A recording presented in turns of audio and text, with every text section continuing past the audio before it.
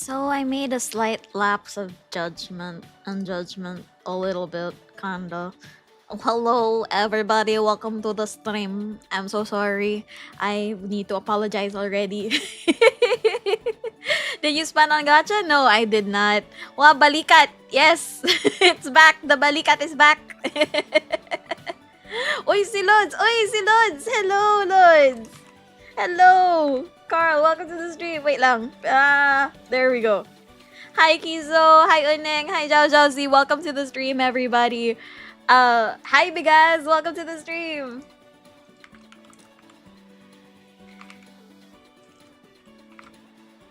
There we go. Congrats, by the way, on getting into... Oh, I don't think anyone knows about that yet. Carl, I don't think anyone knows about that yet.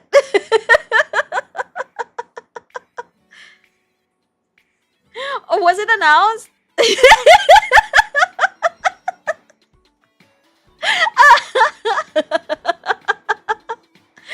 Ang hirap mag-juggle ng stream sa phone. Sorry, Uneng. Carl, I think no one knows about that yet. What a great way to start the stream, guys. Welcome, everybody. I hope you guys are doing okay. I hope you guys have had dinner. It is the day before, the night before Christmas. Oh my gosh, I'm excited for Christmas and just like Christmas presents. Yeah, Christmas presents. Happy New Year na lang. Thanks, Carl. Thanks. Merry Christmas Eve's Eve. Exactly. Merry Christmas Eve's Eve. I can't believe it's near Christmas. I can't believe that it's near Christmas either. Like, I did not expect it to be so close to the end of the year. And I didn't realize, like, 2025 went by so fast. But at the same time, it went on for forever. I feel like so many things happened in 2025 for me. But I'm going to summarize my 2025, I think, when we have the year-end stream. When I do my recap for my goals. Plot twist, I did not do a lot of the goals. But yeah, it's so weird that Hallows Eve is contracted to Halloween, but tomorrow isn't Christmas-ween. I know, that's so weird. Christmas-ween, Creween. Creween. Yeah, how is everybody? I hope you guys are doing well. I had coffee pretty late because I slept most of the day. I went to the dentist to have the follow-up after my teeth extraction, and then I fell asleep when I got home. I also bought my cookie ingredients for my Christmas gifts because I want to make the gifts soon. Yes. But yeah, I'm gonna say this now in advance before we start the game. I have a sincere lapse in judgment. Wait, I need to go up close. I made a sincere lapse in judgment. I sincerely apologize for those who are thinking that we're going to play another visual novel. I was informed by myself very late that we are playing a visual novel that is similar to Doki Doki Literature Club. And I did not do my research. Yeah, she's doing a YouTuber apology. Bring out the ukulele, yes. Yeah, we're going horror today, guys. I did not expect that my last stream before Christmas is gonna be a horror game. Oh my god. So yeah, if you guys want to play Office Crush Dating Simulator, the link is pinned. But fair warning, when I opened the game, wait, I think I should just like go to the game so that you guys can like see what I was welcomed with. Here, so recommended for 18 plus audiences only. The full game involves graphic violence, death/murder, kidnapping and stalking, psychological horror, sexual scenes, suicidal thoughts and mentions of suicide, mental issues, child abuse, mentions of cults, flashing lights and glitching, epilepsy warning. Water Muna, thank you for the hydrate. Yeah, so I did put content things. Wait, I'm gonna change the tag now to games and demos. And then I'm gonna add the mature rated game. It's already triggered the back. Bring me back to my Twitch. Wait lang. Hello. Oh, there we go. Okay. So yes. There is the mature label warning. There we go. It's just like real life Office. I know, right? Ruby turned into a chicken. Back.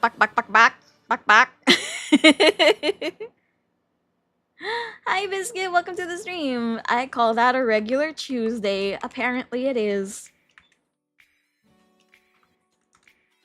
So yeah, this is gonna involve a lot of trigger warnings, and there is the trigger warning timer that's gonna pop up from time to time, and I am gonna pop up the trigger warning chat again. But it is not launching. Hello?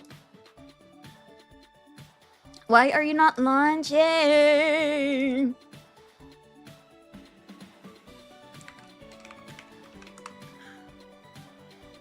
Why is it not? Okay, there we go. It is. Once I had a patient come in after she intentionally took 30 tablets of paracetamol. She had no headache or fever. 30?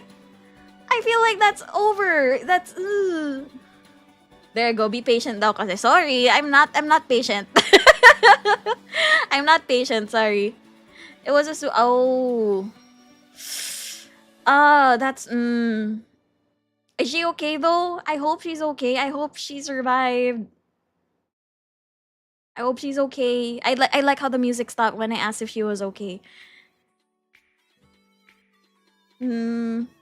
But yeah, this is gonna be a horror game and involve like a lot of trigger warnings. So I will let you guys like bounce the stream. If you guys want to watch like a chiller stream, there's Anna and there's Ree. They're both streaming at the same time as well. So if you guys want to check them out, they're streaming like chiller games. She was fine. Paracetamol overdose is actually easier to treat than other overdoses. Oh, okay. At least, thank God. I saw that situation as well before I even drank bleach. Ooh! Bleach is painful. Like, it's already painful on the skin. Imagine... no, I don't want to imagine that going down your throat.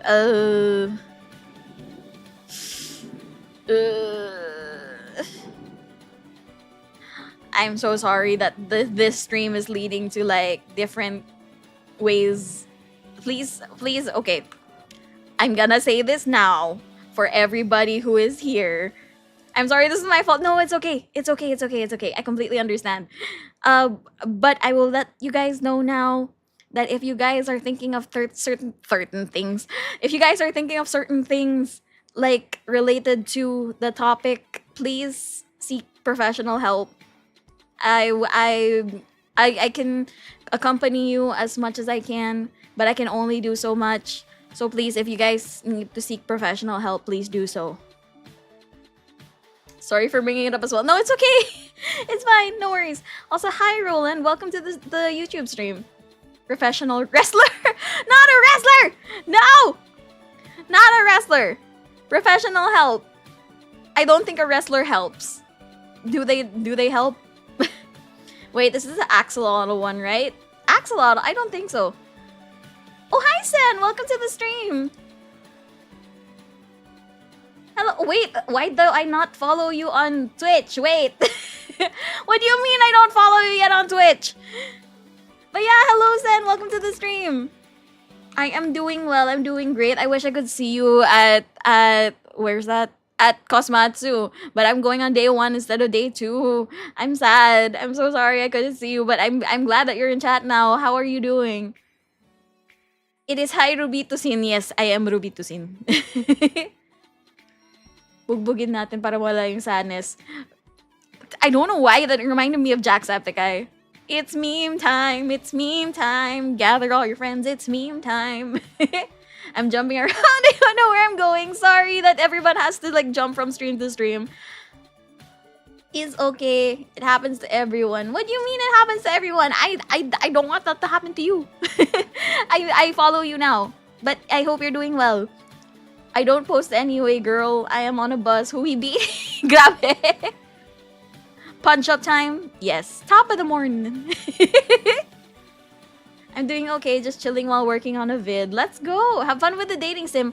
I'm gonna be so scared of this dating sim. It's been likened to Doki Doki Literature Club, so I am scared. But I hope the demo doesn't reach the scary parts. I hope. Ruby-chan, hi! Yes, Doki Doki. That's why there's like all these trigger warnings. I'm flashing this for a very long time so people can read what's on the screen. Please tell me you guys can read what's on the screen. Please tell me you guys can read the trigger warnings. And if you guys have those trigger warnings, please bounce. Oh, wow! Is that... Wait, I can't read that. I can't... Oh, okay, wait, hold on. It disappeared before I could read it. But whoever donated to Asha's Donathon, thank you so much for whoever that was. I didn't read it. I'm so sorry. Ruby dating? I know, the top 4% that doesn't romance anyone playing a romance game? Damn. Oh no, Doki Doki, hopefully. By the way, as of the moment, I'm in a bus traveling. Anyway, how is you? Please, everyone who's in a bus traveling, please take care of yourselves. Do not, like, miss your stop. Please. I hope that you guys focus on your commute. After this game, we're just cementing Ruby won't be dating anyone anytime soon. Why you gotta call me out like that? She's the top 4% of VTubers. Not top 4% of VTubers. Romance Ruby? Where? She's the top. Do I give bottom energy? Who said I'm the top? Who said I'm the bottom? Who says I'm not Versa?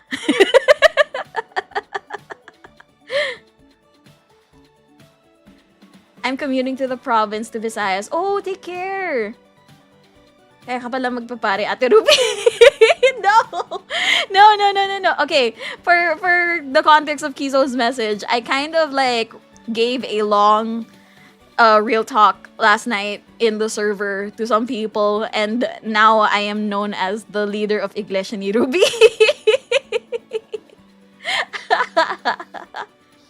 Top 4% of players of Dispatch who choose to be ace. Yes. She can be all around, guys. Yeah, let's go. Versa, Versex, Drag Race, Saranghe. Oh my gosh. I miss Drag Race. I genuinely miss Drag Race. Versa, she on the floor. Iglesia ni Ruby, guys. Let's support. Yes, Iglesia ni Ruby. Okay, I think you guys have read the trigger warnings long enough. I feel like we're all mentally prepared for what's about to happen. I think personally I'm not mentally prepared for what's about to happen. But yeah. Also my mic is really loud. Hold on, let me just like lower that. Magkano donation? Iglesia ni Ruby, yes. Miss Ruby, you are a VTuber. You have no social skills. Exactly. I have no social skills. So how can I build a relationship if I have no social? I can't even say social skills. Damn it! Okay. Parasocial skills. Oh dear. So this is what it feels like to match with someone at the well with a hell of catch. It's the feeling of freedom of seeing the light, as Ben Franklin with a key and a kite. You see it, right? Guys, I love Hamilton. Hamilton's great. Anyway, we've read the trigger warnings long enough. We're mentally kind of prepared for what's about to happen. Everyone who's 18 and below, please click away right now. Please click away right now if you are below 18. Please, I do not want your mother calling me up and, like, scaring me because I've exposed you to the horrors of the world. Whoa, you're back. It's been forever. Yeah, Omega Key, I'm back. I'm back for the Christmas break, and I will be streaming a lot before the year ends, so yes. The mechanical ventilators in the hospital I work have the brand of Hamilton. Ooh. So when my friends would talk about Hamilton ventilators, I would end up singing, "You'll be back. Soon you'll see. You'll remember you belong to me. Me, however, your mother can call me anytime. Chat. Said. Okay, yeah, we're all mentally prepared. We're all above 18. All right, okay. I am out of here because I've seen too much of these games. All right, Roland, thank you so much for dropping by. Okay, we're mentally prepared. Let's go. Office Crush Dating Simulator. Oh, I'm scared. I'm genuinely scared. Okay, why is the text in red? It feels so scarily red. Hello, my fellow player. Tell me, have we met before? No, we have not. That's perfectly fine. I hope this version gives you a better experience. The previous build was riddled with imperfections, bugs, errors, and things that shouldn't have existed. Oh. What things that shouldn't have existed? Lurk, I shall, and I have to go because I will Simbang Gabi. Last day na, and na-complete ko siya. Let's go! Let's go! You completed Simbang Gabi. I have not, ever. But I'm glad that you completed Simbang Gabi. Let's go. Plot twist, the trauma isn't from the game's themes. It will be from Ruby attempting to date again. Oh, jeez. Okay, things that shouldn't have existed. We wouldn't want you to suffer through that again, would we?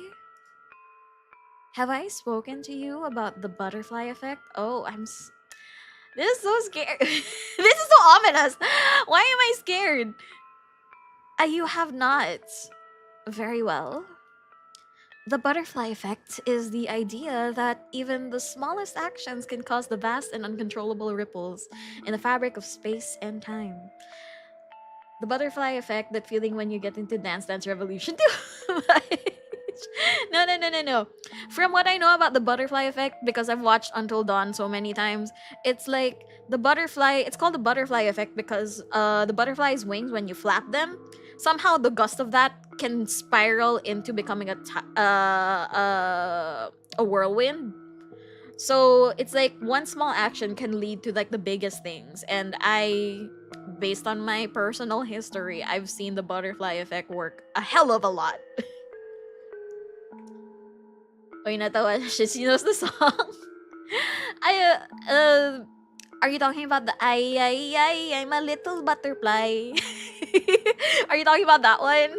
Because that's the one I know. She knows it, yes! Ow, my back. Ow, my knees. Ah, my back. Ah, my knees. The age is showing. Anyway, no, okay. Jaja Z fun fact. Oh, no. Not butterfly. Never mind. I was gonna say that I know the person who brought butterfly to the Philippines, but never mind. It was the... what's that called again? Hold on, let me look it up. Jonwa Bada. Hold on, let me just play this.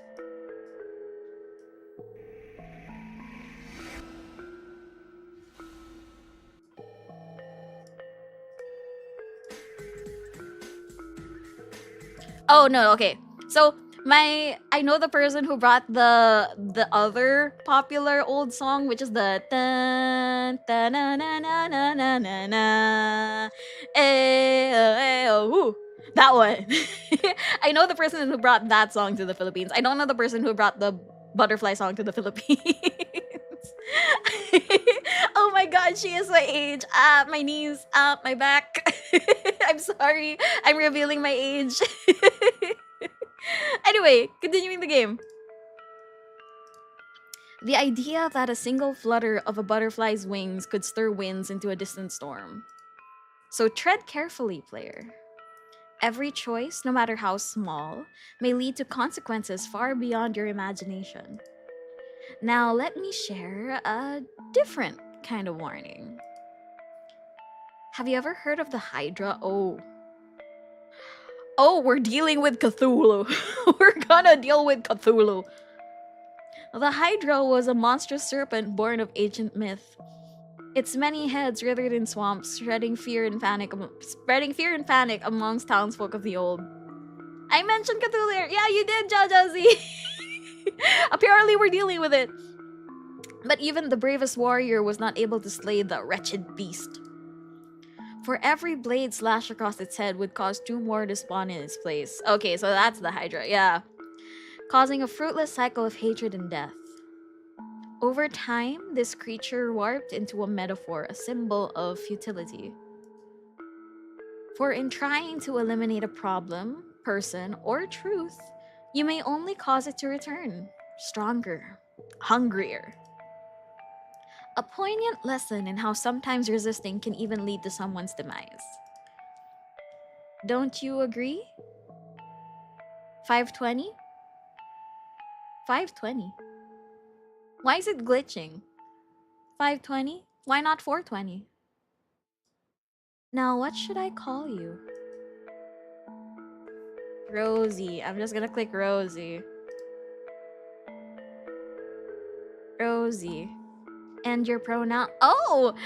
I like that it's still a horror game, but it still considers your pronouns. I like that.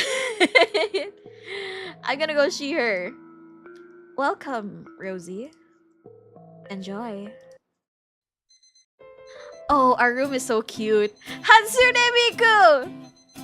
Usa-chan! Oh, I like it. It's so cute. I love it. Beep, beep, beep. Beep, beep, beep! Ang sabi ng jeep. Beep, beep, beep, beep, beep, beep. Y'all can tell that I'm trying to like stall from the horror. Oh no, we're a weeb even in game. I know, we're a weeb. I could already feel the sunlight creeping through the window, up my legs, the unrelenting ray of warmth slowly climbing its way up like it's trying to torture me out of bed. 5 more minutes. The bright sunlight was so annoying, it felt like a nice embrace, yet it was unwanted at its time. I groaned into my pillow. I know I should get up, but the thought alone was enough to make me want to disappear under the covers again. Do I want to get up? You know what, Ruby-chan? I like Smart because of their only internet chiz. Yeah, Smart. Actually, like all the telecom services have good and only internet plans. I just prefer Gomo because it doesn't expire. I can binge Twitch while in the bus. Let's go. Tubig muna. Thank you for the hydrate. I'll go na. Okay, Kizo, thank you so much. I hope you have good time sa simbang gabi. Okay, do I want to get up? Snooze. A blaring alarm drilled into my eardrums like an angry jackhammer, yanking me from the warm grip of sleep. Oh, and by the way, Ruby-chan, your cover. Huh? What cover? Which cover? What cover?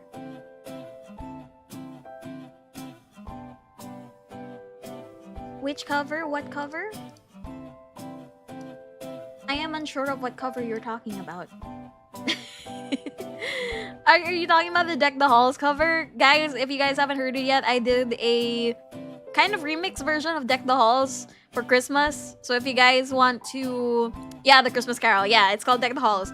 So if you guys want to check that out, it's on the Natsu Pro official YouTube page. Yeah, it's nice. It's cool. I love it. It's great. I worked hard on that for the past month, even though it was like a crammed cover. I still really like it. It's really good. Deck the Halls. Guess what? What do I guess? I don't know what to guess.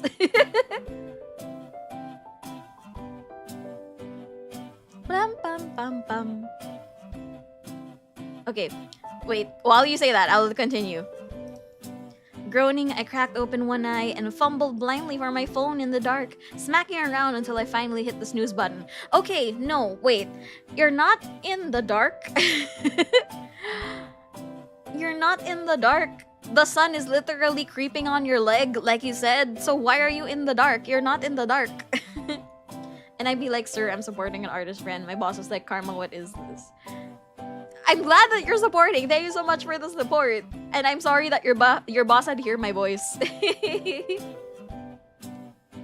What the hell? The Deck the Halls cover is so good, right? The instrumental is insane, and I tried my best to match the vocals with it. I hope that it sounds good for you guys, and I hope you guys have a Merry Christmas with it.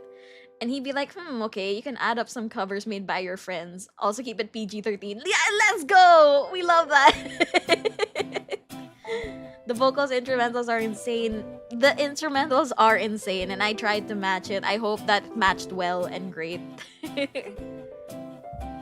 Did he imply Ruby isn't PG-13?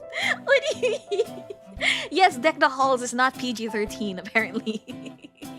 No, he was jamming. I'm glad that he was jamming. Thank you so much for letting him listen to my cover. Okay, wait. We have to go. In the dark. You're not in the dark. Just 10 more minutes. That's all I need. Just 10. In what felt like just a blip in time, the alarm screamed again, this time accompanied by a sharp knock on my bedroom door. Rosie, you better get up. Do you know it's your first day? You do know it's your first day, right? Ray's voice cut through like a whip. I think while I'm on leave now, I'm still playing at the office. I'm glad. I'm glad that it's playing. Yes, what do you mean? My voice isn't PG-13? Oh my god! I didn't realize my voice isn't PG-13. Damn. Oh wait. Okay, the instrumental's back. Ray's voice cut through like a whip. Don't be lazy. Don't make me drag your lazy ass out of bed. I can read, guys. Guys, okay. Genuine like sidetrack. I feel like I need to be checked for dyslexia because I keep reading things wrong. I feel like I need to get checked. Maybe all anime girls to him are hentai. Oh, no. To be honest, I risked it that time to play into the office. Let's go. After all, VTubers are the modern e-girls. I'm glad you guys saw that clip. May pinapagalitan pa while your Deck the Halls is playing. Oh my god. I'm so sorry to the person na pinapagalitan. Ruby-chan is being dyslexic now. I think I am slightly dyslexic. I can't read things properly. I saw your short in YT. It was edited so well. Thank you. I'm glad that it turned out great. I'm glad that it looked great. Because I edited that. It was my message that you read about Anna and Ree both backing away. Oh, that was yours. I tried to remember. I couldn't like check the actual chat because it was very small and just like right at my titties. But yeah, I'm glad that registered. Na to be jolly while the other one employee was being scolded. No, I'm so sorry that they got scolded while listening to my song. Okay, wait. Don't make me drag your lazy ass out of bed. Ah, yes. Ray was in Tiger Mom mode again. See, I can't read. She can be harsh at times, but she usually means well. Tiger Mode Mom, yes. They have mixed feelings. What do you mean mixed feelings? Oh no! With a dramatic sigh, I bid farewell to my beloved bed, and I limped into the bathroom like a zombie. She dyslexic now, guys. I'm sorry. I don't know. I feel like Megan from Cat's Eye when she read the thing as cunty when it said gnarly. What could be more metal than scolding someone to a hardcore version of Deck the Halls? I know. That's actually like... That makes sense. For some odd reason, that makes sense. Staring into the mirror, I take a good look at myself. Yikes. Last night's late night gaming... that's a tongue twister. What the fuck? Last night's late night gaming session definitely left its mark. I let out a quick groan. She's groaning a lot today, chat. Splashed some cold water on my face, then jumped into a quick icy shower to shock myself fully awake. Last night's late night by the seashore. Yes, the tongue twister. Oh, is that us? Oh, she cute. Once squeaky clean and dressed in something sensible for an expectant intern's first day at work, I stepped out of my room and entered the adjacent kitchenette. Whoa, balikat! It's Ruby! Ray was already leaning against the counter, glowing with a smug energy and sipping on a cup of freshly brewed coffee. Well, look who's up early. It's Miss Bright Eyes. She teased. Oh, it's a girl. Ray is a girl. Okay. She teased, a smirk tugging at her lips. Hardy har har. Okay, I told myself I would study tonight, so I'm gonna be more quiet now. Okay, Jaja Z, good luck with studying. I hope that my exclamations won't distract you from studying. I grumbled, pouring myself a cup of coffee while inserting 2 slices of bread into the toaster. You know, I already regret joining that raid last night. Why didn't you stop me? I did tell you to go to bed early. Ray says, raising an eyebrow. You didn't listen. I groaned again. Please, please don't say it. She leaned in, eyes gleaming with a tinge of viciousness. I told you so. Oof, blunt and direct as always. But I can't say I didn't deserve that. This woman, my best friend and housemate, is a menace, but I love her for it. Your character groans a lot. I know. My character loves groaning for some odd reason. Are you okay? Are you fine? Are you good? We met back in university and clicked instantly the moment we started talking. Thanks to our shared interests in matching chaotic energy. And together here in the city. Ray has been doing pretty well for... Oh, our roommate is a streamer. Okay, not us. Oh! No! Oh no. The internet fluctuations are happening.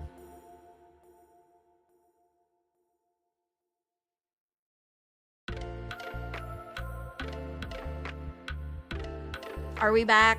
Oh my god, if the internet is fluctuating, I feel like we're gonna oh no, we're not gonna play the Doki Doki Literature Club dating sim. Oh no. We're not going to play. Oh dear, I was so looking forward to it.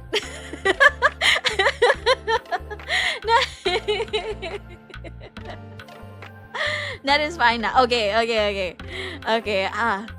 I guess I have to deal with the thing. Okay, I feel like the internet's fine now. Alright, so I was saying, our roommate is a streamer. So we're like, oh, hi, fellow streamer. Well, how are you? Okay, she built a name for herself with both her cozy gameplay streams and viral art she posted online. Okay, so she is a cozy gamer. Okay. While the toaster did its thing, I pulled out my phone and started scrolling through the morning news. Hey, did you see this? Oh no, here it's starting now. Spike in local missing person reports leaves community on edge. Murasaki Group CEO donates over 50 million to Pink Iris Church. Faith is the light of society. Pixel Playground Studios immersive art event captivates the youth market. Pink Irish Church. Hello RV, welcome to the stream. Thank you for the follow. Hello. My name is rubiirosie. I am the audio engineer Vtuber. And I hope that you enjoy your stay here because we're gonna play a scary horror game. If you don't like anything scary, I suggest like clicking away. Pink Irish Church, Iglesia ni Ruby. Oh my god, we're facing the Iglesia ni Ruby. Hi Sambang, sorry, welcome to the YouTube audience. I didn't see you there, sorry, I'm so sorry, but welcome to the stream. Hello. Okay, how are you doing? I hope you guys are doing well, and I hope you guys are ready for any like trigger warnings that are gonna happen soon. Okay, did you see this? I asked with an eyebrow raised. Another person's gone missing in the city. That's like, what, the 5th case this month? Ray hums thoughtfully.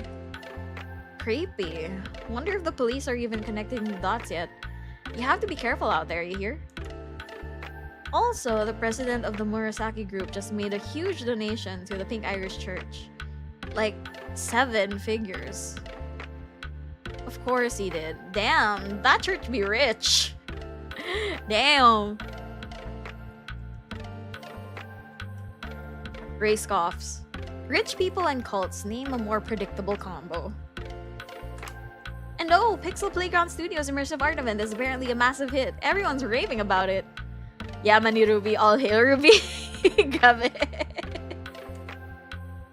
Ray perked up. Yeah? I saw a few highlights from the event on my feed too. Looks sick as hell.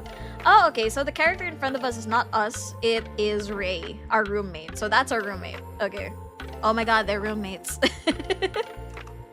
I know, right? I can't believe today is my first day working at a dream studio. Ding! Toast done, just in time for breakfast. Oh my god, they were roommates. I grabbed the hot slices and slathered them with kaya and butter, creating my very own roti bakar. Ruby showing she used Vine. Yeah!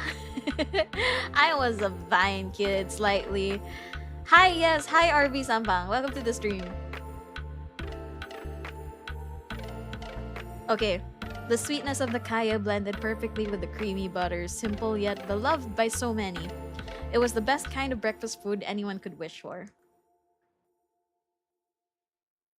Oh, our house is so aesthetic. In no time, I finished my toast, and after taking the last sip of coffee, I headed to the front door to slip on my shoes. Have a great first day, Rosie. Ray calls out cheerfully from the kitchen. Thanks, bestie! I replied with a small wave. My heart fluttered a little from all the nerves and excitement. Oh, why is it glitchy? Okay. Clutching my bag nervously, I stood in front of the doors of the apartment's elevator while waiting for the lift to arrive. How the fuck do two people afford to be roommates in a house that well designed? I know, right?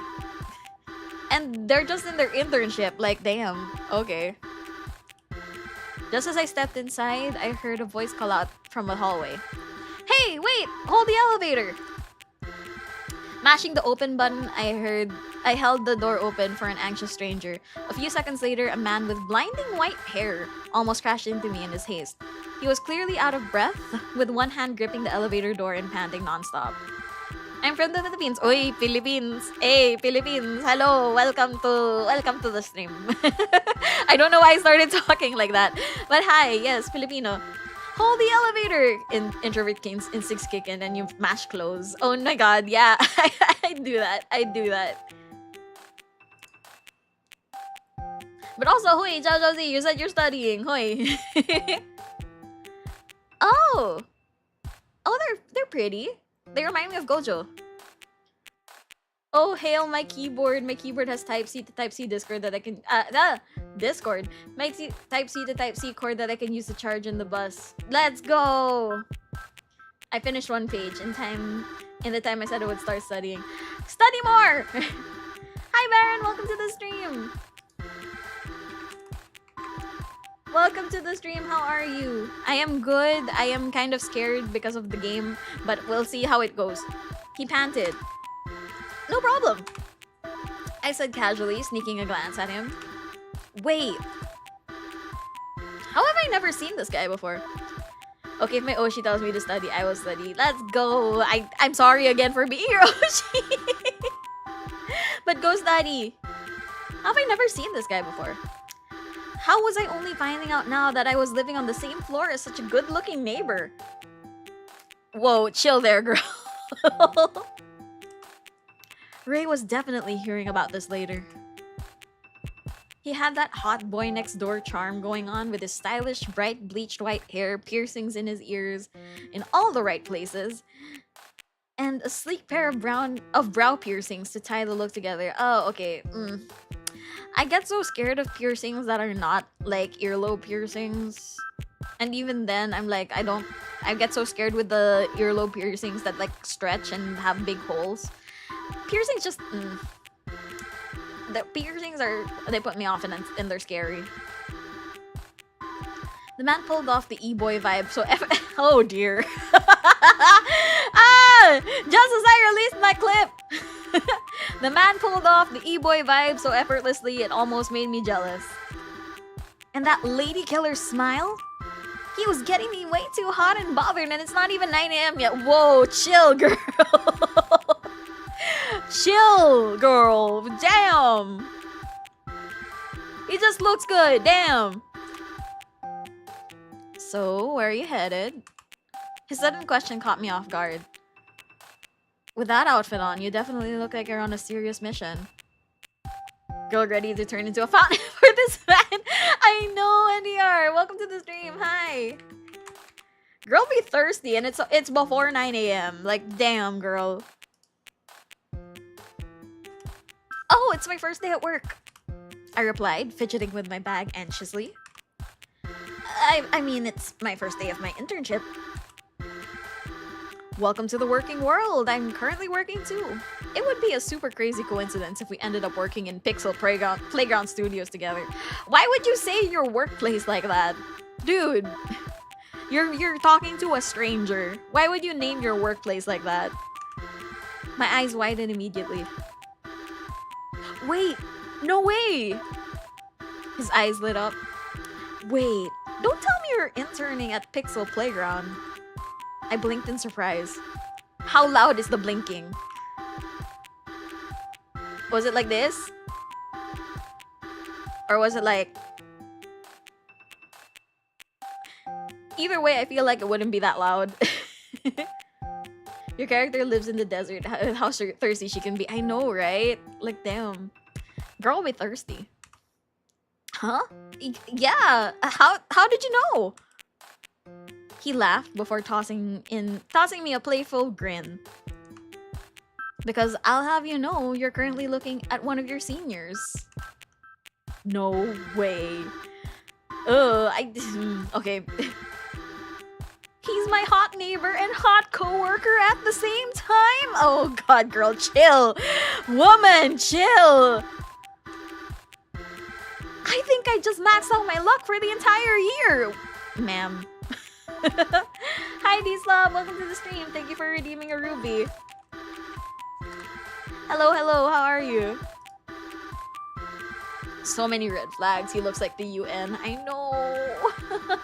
Thank you for the hydrate. The exaggeration is making me thirsty as well, like physically thirsty. Lurk po, thank you for the lurk and thank you for dropping by. Have a great stream. Thank you. I hope you have a good time. Okay, let's continue. I think I just maxed out my luck for the entire year. You wanna head there together?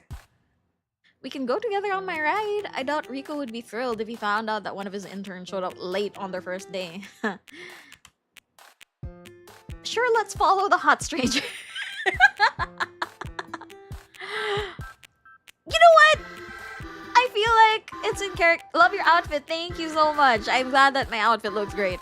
Okay, I feel like because we're dumb and we're thirsty, I feel like she would go with, sure, let's follow the hot stranger. Sure. Yeah, let's go together. It's in character. I feel like it's in character for her just to be like, hehe, yeah, sure, hot guy. I will follow you to the ends of the world.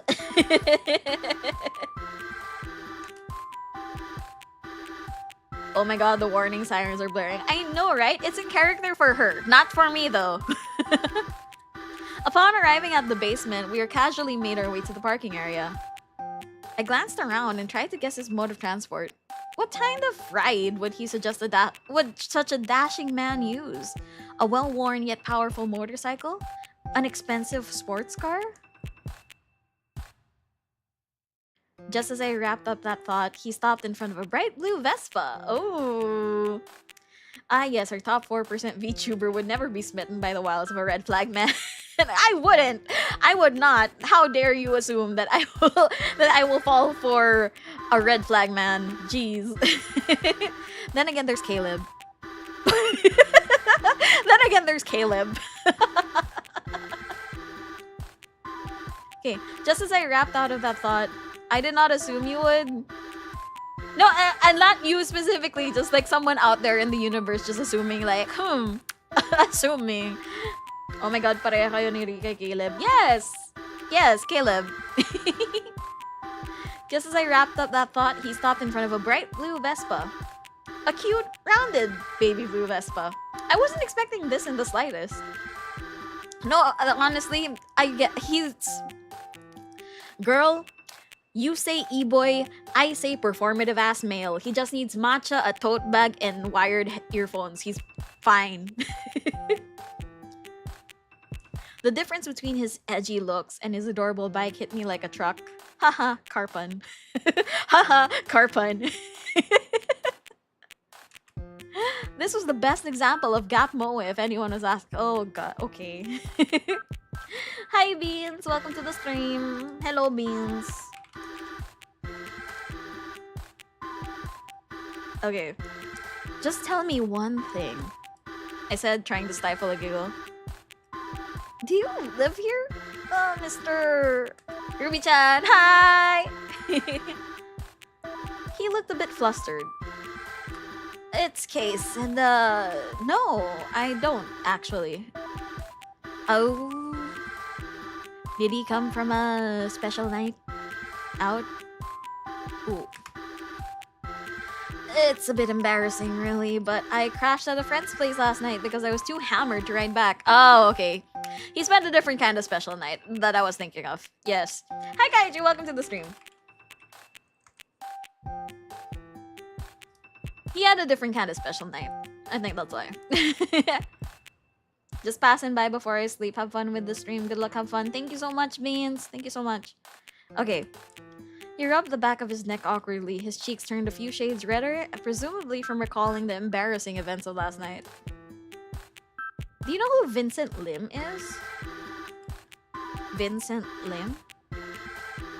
Ah, yes. He was my neighbor staying at Unit 318 on the right-hand side of my apartment.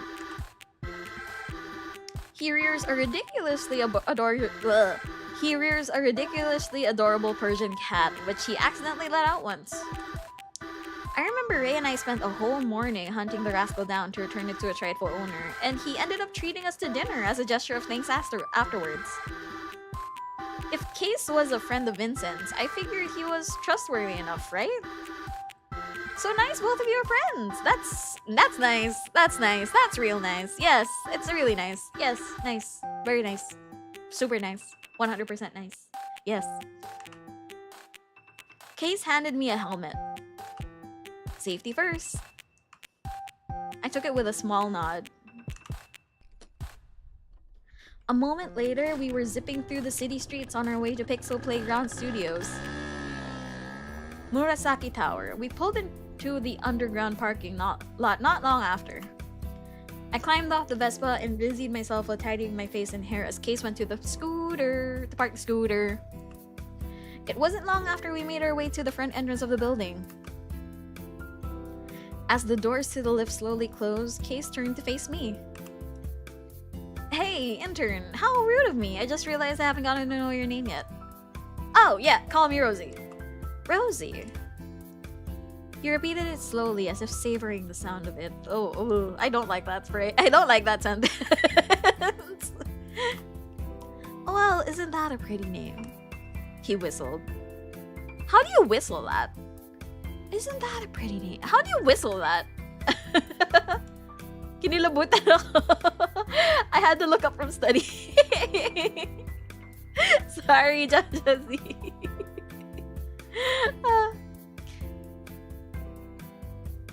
Meron siyang bungi, kaya may whistle. Damn, that's why every time he talks, he has like a whistle between his front teeth.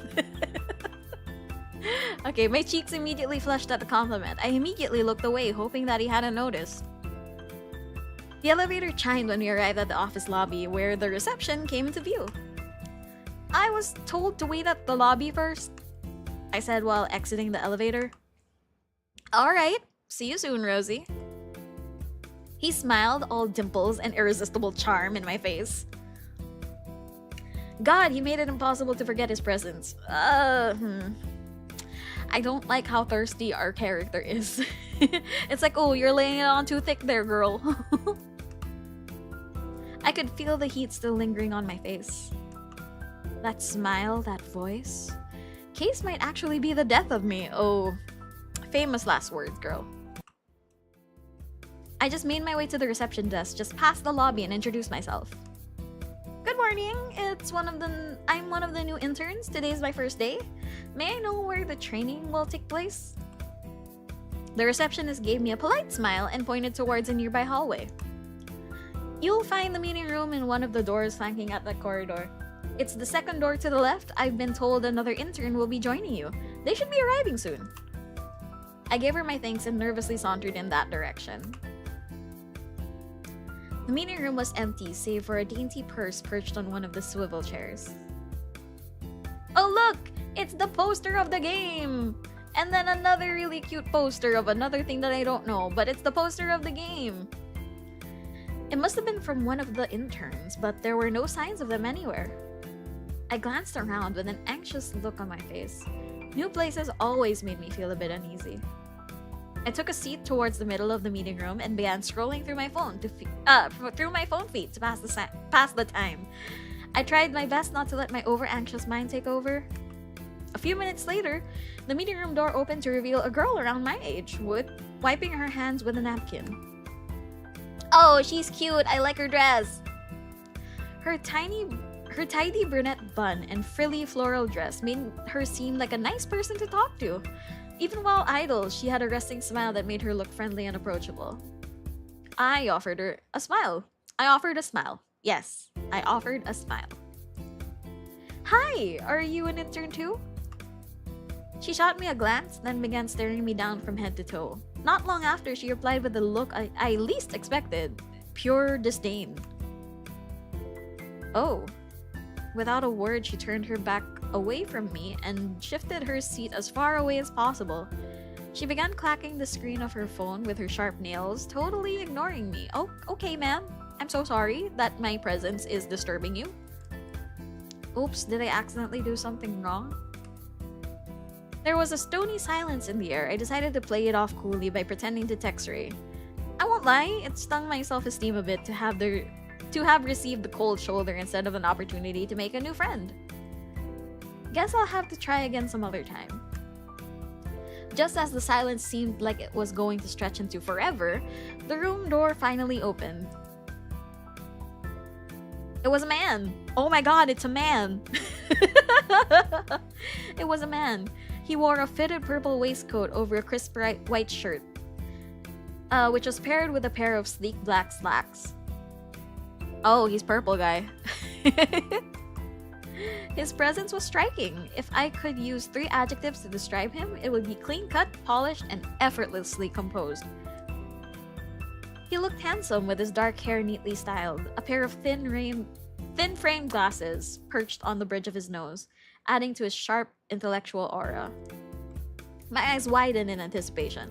So I'm assuming this is like a Zane-type character, but his pose says Caleb, so I don't know.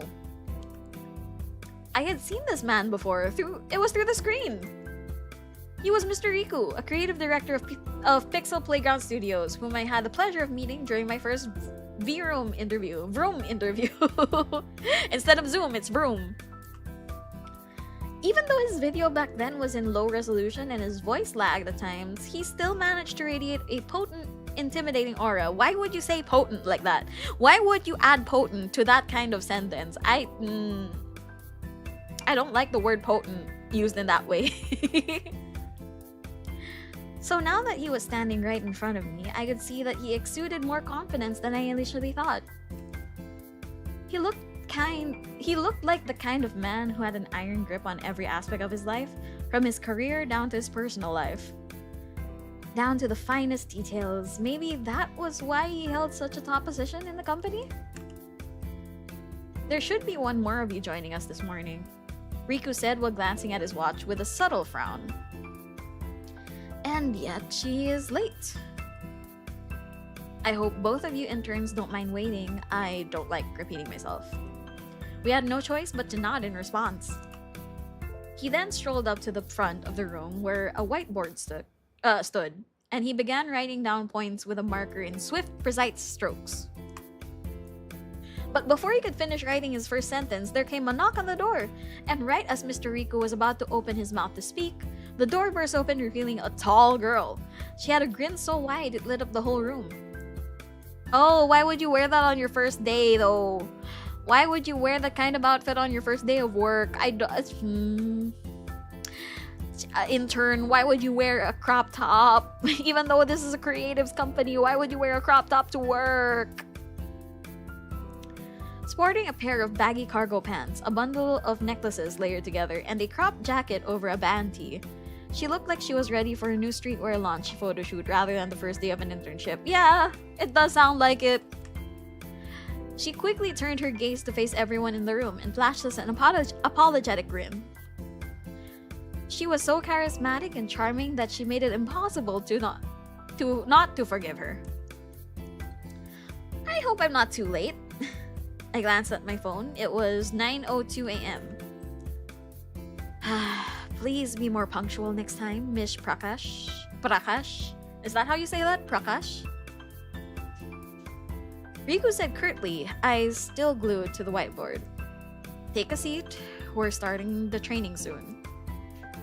The girl, Ren, proceeded to slide into the chair beside me. She immediately leaned over with a mischievous glint in her eye and whispered something softly in my ear. Hey, call me Ren. Looking forward to working with you, cutie. Oh, okay, she has that kind of charisma. Alright. I smiled. If the other intern heard what Ren had said, she gave no indication. Not long after, I heard her let out a soft scoff from the back of the room. After he finished writing on the board, Riku finally turned around to face us. He stood perfect. Oh! Oh, someone donated! Oh, I can't see. Hold on. I need to zoom it. Thank you for the donation to the charity for the future for Asha.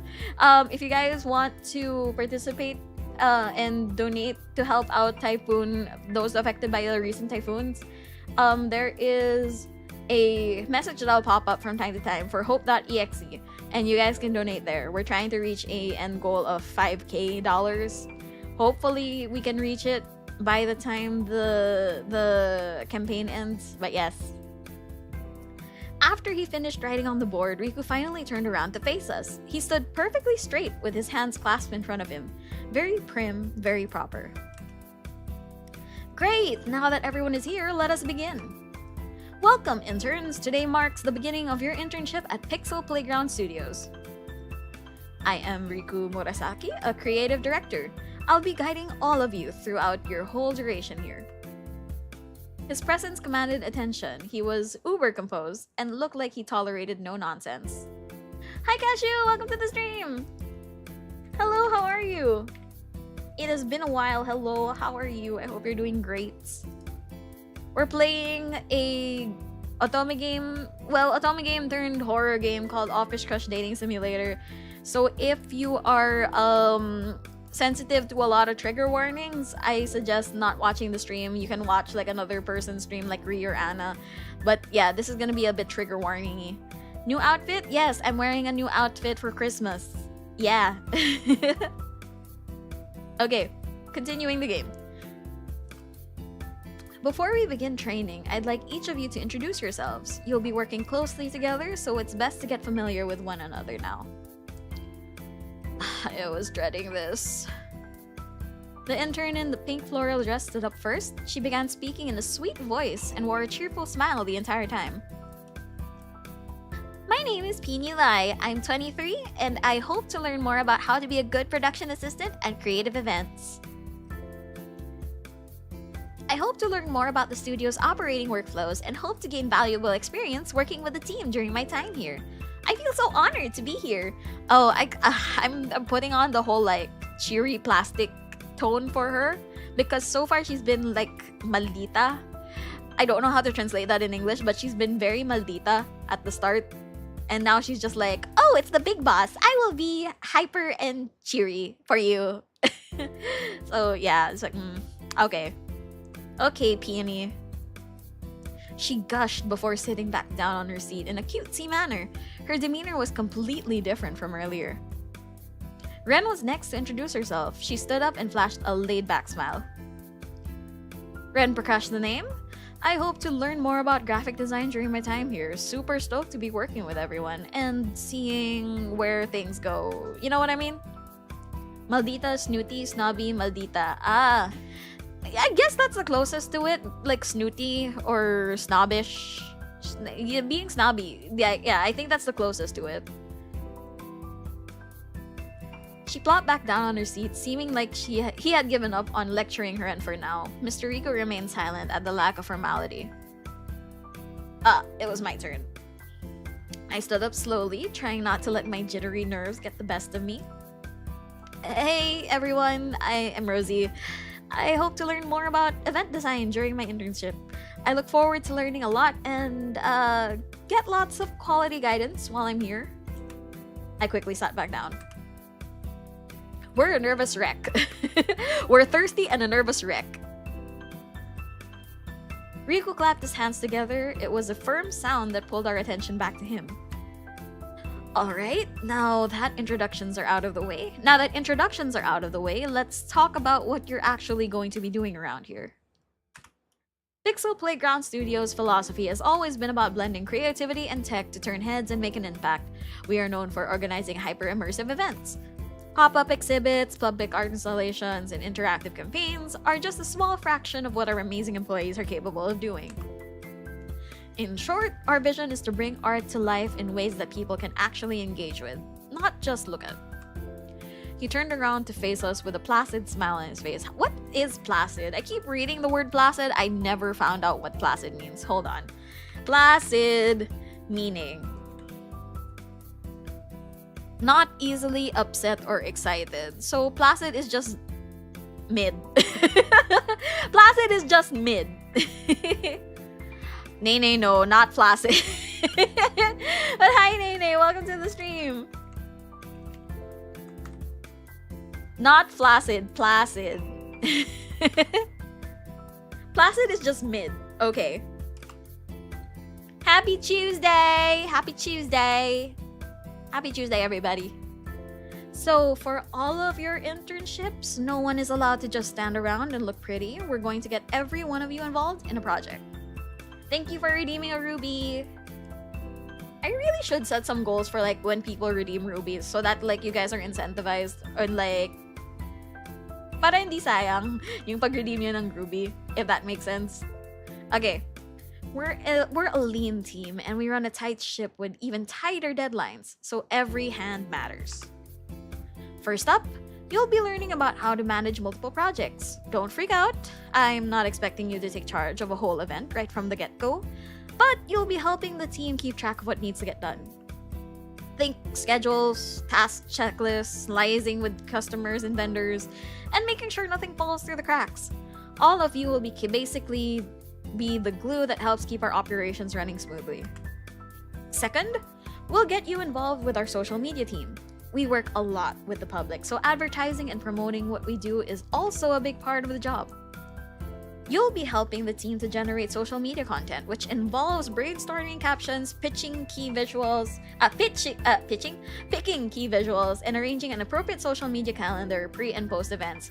So we're a social media manager and admin at the same time. Okay, thank you for using the Gen Z to help promote your stuff. If you got a creative or marketing bone in your body, this is where it'll come in handy. Marketing. He looked at Ren briefly, seemingly hinting that she'd thrive in this area. Third, you'll also learn about venue setup and logistics. This part will be more hands-on. We host events in all kinds of spaces, so the team always has to scout out suitable venues, figure out a floor plan, talk to vendors, and make sure the space can accommodate our vision. My favorite bone, the marketing bone. No, not the marketing bone. Don't worry, we don't expect any of you to do any of the heavy lifting, unless you want to, but you'll be helping with event setup and keeping things running smoothly on site. Fourth, we'll also give you some exposure in event design. This is the fun part. You'll be helping with creating visuals, coming up with themes, setting up installations, brainstorming mood boards, and more. We'll give you pointers on how to create the perfect look and feel for different types of events. If you have a knack for coming up with the ideas or have a strong visual sense, this is where you'll shine. He paused, letting us digest all the information up to this point for a bit before going to the last point. And lastly, you'll be involved with community and public engagement. This one often gets overlooked, but it's just as important. During events, our goal is for people to feel connected like they're a part of the experience. So the job scope here would mean interviewing participants to learn more about what they enjoyed and what they didn't, organize surveys to gather feedback, help run interactive sections, or just by answering questions online. You'll be the bridge between the art and the audience. He took a step forward, then casually leaned his hips against the table. It'll be a mix of creative and practical work, and I guarantee it can get somewhat chaotic at times. But I trust that you guys will be able to handle it well, and I'm positive that you'll learn a lot along the way. Suddenly, Ren leaned over and whispered to me, "Sounds like my kind of fun. I adore chaos." I nodded weakly, a little dazed from the information overload. One thing was for certain, this internship was going to be one heck of a ride. A busy ride, no doubt, but an amazing one nonetheless. I felt giddy just thinking about the months ahead. Any questions so far? He glanced at us. I was sure that he was staring at a group of blank-faced interns, too overwhelmed with information to even know what to say. Alright then, let's move on. Let's go for a quick tour of the office. I'll introduce you to the teams you'll be working with. With that, Mr. Riku ushered the three of us out of the meeting room and up the lift to the main office, where the real magic happens. A few employees were already deep in conversation right outside the lift, most likely discussing a cool art project. Most looked focused at their desks, typing away at their keyboards or in the middle of drawing. I spot someone taking a smoke break out in the balcony. Mr. Riku first introduced us to a group of 3 individuals casually chatting around the water cooler. It was my first time witnessing what people always described as water cooler conversation in an office setting. Girl, I feel like you're not exposed to the outside world very often.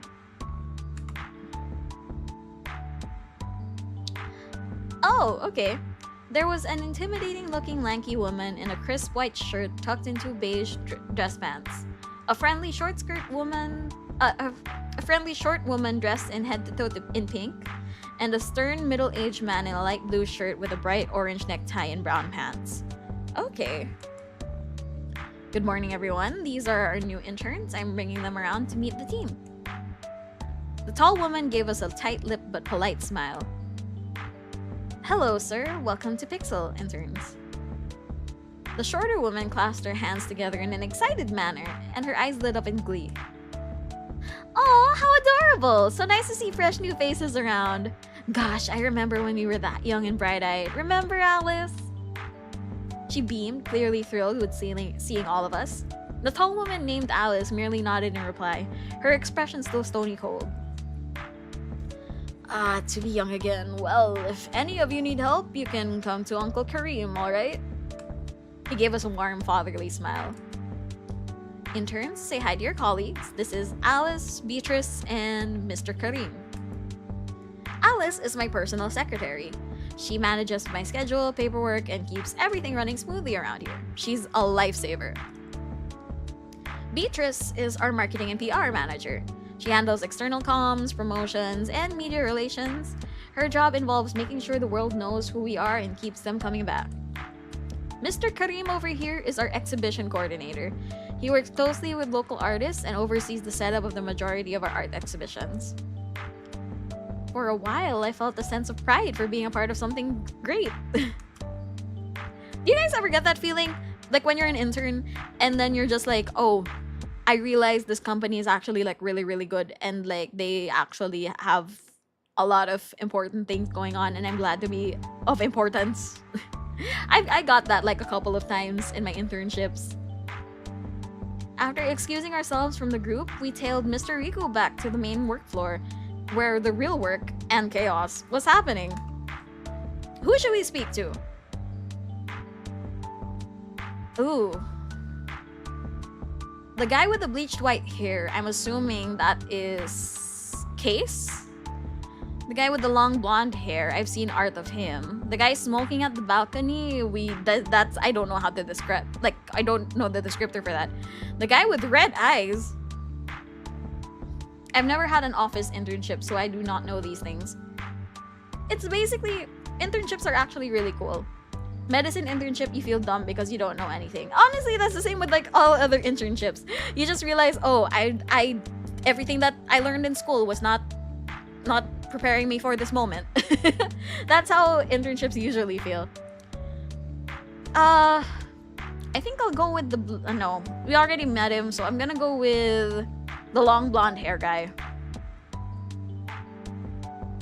We approached a lanky man with long blonde hair tied back in a loose ponytail next. Perched on the back of his head was a cute pink scrunchie. He wore a white-green plaid button-down shirt, which was layered with a soft baby green sweater vest above.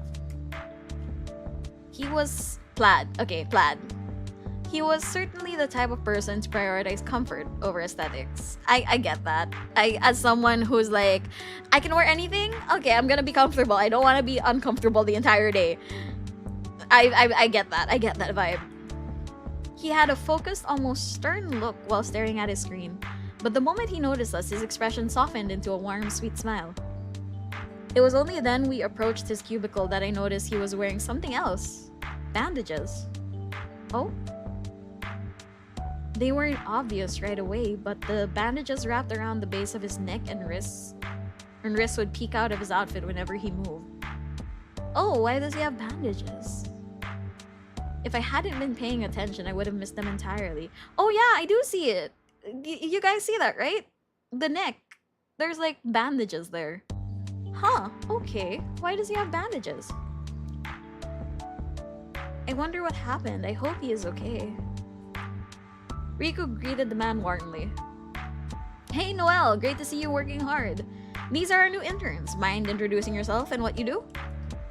Noelle turned his chair to face us. There was a pause. It was as if he was studying our faces carefully, like he was committing each of us to memory. Hi guys.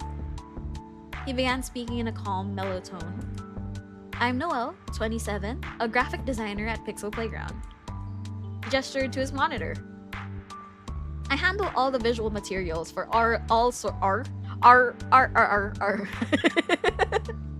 Okay, I handled all the visual materials for all sorts of events, email or physical invites, digital assets, promo materials, social media pictures and videos, and just about everything else. I think I've already worked with everyone in the studio at this point. Oh no, she's a dog. No, I'm not a dog. I'm not a dog. I'm not a cat either. I'm Mubi. Then his gaze lingered on us a second longer, a curious glint in his pupils. I heard that an intern expressed interest in specializing graphic design. Are they here with everyone today? Gren raised her hand with a little grin. That would be me. Noah's expression brightened. Ah, I see. It looks like we'll be working closely then. Ren beamed at him excitedly. Looking forward to it, man. Noel returned the smile before letting his gaze drift back to his screen, where a half-finished design awaited his attention. Sorry, girls, he said, his voice somewhat distracted. I'm actually rushing a deadline right now. It's for Case's social media post that's scheduled to release soon. It was nice meeting everyone. Sorry, but I have to get busy again. He gave us an apologetic look. Gave us an apologetic look. Fingers already fidgeting on his mouse, aching to get back to work. Riku nodded, understanding. Alright, we won't bother you any further. Let's catch up later. With that, we left Noel's cubicle and returned to the main office floor. Who should we speak to next? Okay, it's making us talk to everyone. So let's go with Case. Let's go with Case. Sorry, hold on.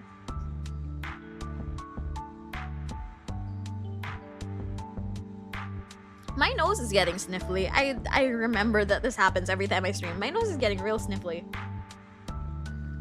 Oh, okay. Yijin! Hi, welcome to the stream! How are you? It's been a while. How are you doing? I hope you're doing good. Just a heads up. I should actually put the trigger warning up. Just a heads up, there is a little bit of a trigger warning for this game because it has a lot of sensitive topics that it disclaimed in the start that it would have. So if you're uncomfortable with that, I don't mind you guys hopping onto another stream. How are you? I'm doing good. A little sniffly, but I think it's because I've started streaming again.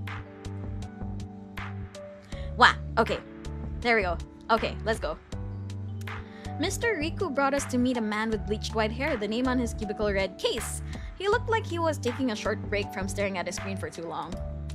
The moment he noticed us walking towards him, a 5 million gigawatt charming smile lit up on his face as if on standby, dimples and all. Hello, Case. Say hello to our new interns. Mind introducing yourself and telling them what you do here? Case turned around to get a better look at us, however, I could feel his gaze linger a little longer on me. I quickly looked away to hide the warmth rising from my face. I'm just dropping by to snoop around, but have fun. I hope you have a wonderful day. Thank you so much for dropping by. I highly appreciate it. I highly appreciate that people are here actually still watching.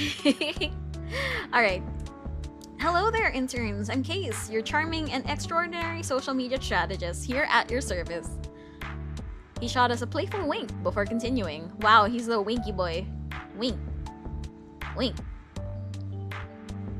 I never actually winked with my model. Now that I think about it. There we go. Okay. I handle all things social media related, and I plan to run all our digital campaigns to make sure our events actually reach our desired audience and keep our fans engaged on every platform you can think of. Oh no, she's having a stroke. No, I'm not having a stroke. I'm just trying to wink. If any of you are secretly dreaming about becoming famous influencers, just come to me. I'll turn you into a star. He leaned back in his chair, a smug grin forming on his face. Oh, I do a bit of photography for the studio on the side too, so if you ever need a good picture taken, you know where to look. He winked. Now that my eyes have had enough rest, especially from staring at all of you gorgeous people. Hi guys, welcome to the stream.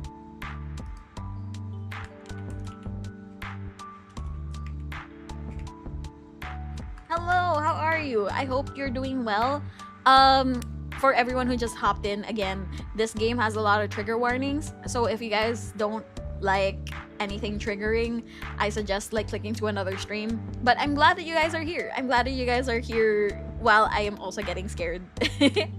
Okay. I should get back to work, aka staring back into the void. Shoo shoo, my lovely children, off I'll go. Got to work soon, but happy to pop by. Thank you so much for dropping by. I highly appreciate it. He waved us off with a dramatic shoo-shooing gesture while covering his eyes with a sleeve, like we were a flock of pigeons at a park. Mr. Riku seemed unfazed as he brought us back to the main office floor.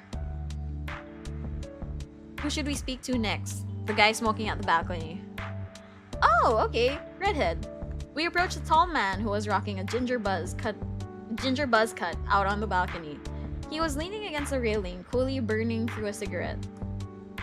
At first glance, I noticed that he was seriously tall.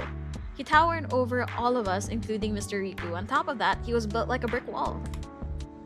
His navy blue sweater clung to his broad frame. The sleeves rolled to reveal his muscular and veiny forearms, thick wrists, and strong hands. Red hair, a hand-me-down robe. He must be a Weasley.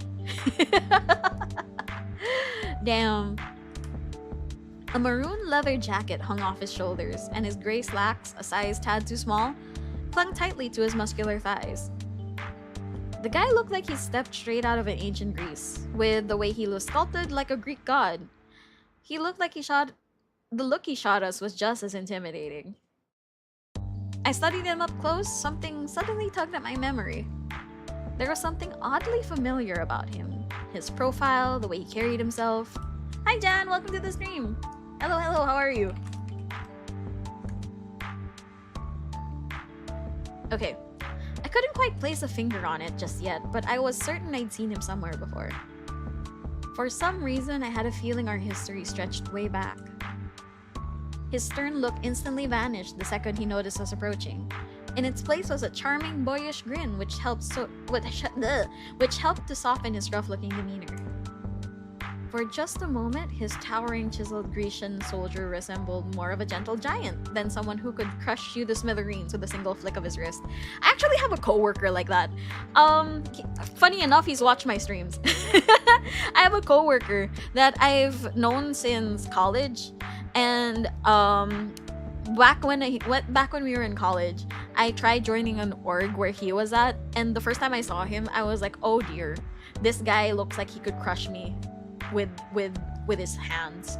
And he looked like a bodyguard. He looked like a bodyguard slash lifeguard, especially since he was wearing like a Red Cross shirt. He was like very muscular and very much intimidating. And then the first thing that he says when he walked up to me was like, "Little." And I was like, oh, okay, he's not as intimidating as he is anymore. And then he's watching your stream right now. Hi, if you're watching my stream right now, hello. Take a break. You're supposed to be on break from work. I did not expect the Lidl either. He's a really chill guy, and I really like hanging out with him. He's really cool. And yeah, like whenever we meet up, he just goes Lidl. He's great. Mr. Riku's eyes immediately narrowed when he spotted the cigarette hanging in between the Mang's fingers. Kyle, I feel like you're taking more cigarette breaks lately. Productivity aside, you know that can't be good for your health. Kyle let out a sheepish chuckle before holding out both hands in mock surrender, the cigarette still smoldering between the two fingers. Oh, he really gives the vibes of my coworker that I just said, the Lidl guy. He gives the exact same vibes. Howdy, boss. Not sure where you got that info from. This is the first cigarette of the day, I swear. Believe me, alright? Magugulat ka biglang magli-Lidl si Kyle. No, I'm fully expecting like a sudden meme image of this guy going like Lidl, arms flailing behind him. His gaze shifted to us instead. Why do you bring these three fresh faces here? Secondhand smoke kills, you know. That can't be good for their pretty faces. Riku sighed, clearly used to this exchange. Okay. Reading more, he's a bit more flirty than the guy that I could work with. Say hi to our new interns. Mind introducing yourself and what you do? Kyle then turned his full attention towards us. His posture was more relaxed, now that he was leaning his back on the balcony railing. Welcome to Pixel Playground. Welcome to Pixel Playground. New interns, my name's Kyle. I'm an event manager around here. He gave us a short nod before a wry grin appears on his lips. I oversee the planning and execution of our events from beginning to end, ensuring that all operations run smoothly. That includes logistics, timeline management, liaising with vendors, the whole shebang. He tapped on his chest a few times with one palm to show that he was the man for the job. A smirk escaped his lips before he continued. If you interns could tell already, I'm also the muscle of the whole company. Oh, okay, yeah. He and the coworker I'm thinking of is like very much like that. They're both the muscle. Nothing is too heavy for my boys. In my experience, at least. He then planted a kiss on both of his flexed biceps in a humorous way. Okay, he's a bit more landit than my friend, but yes.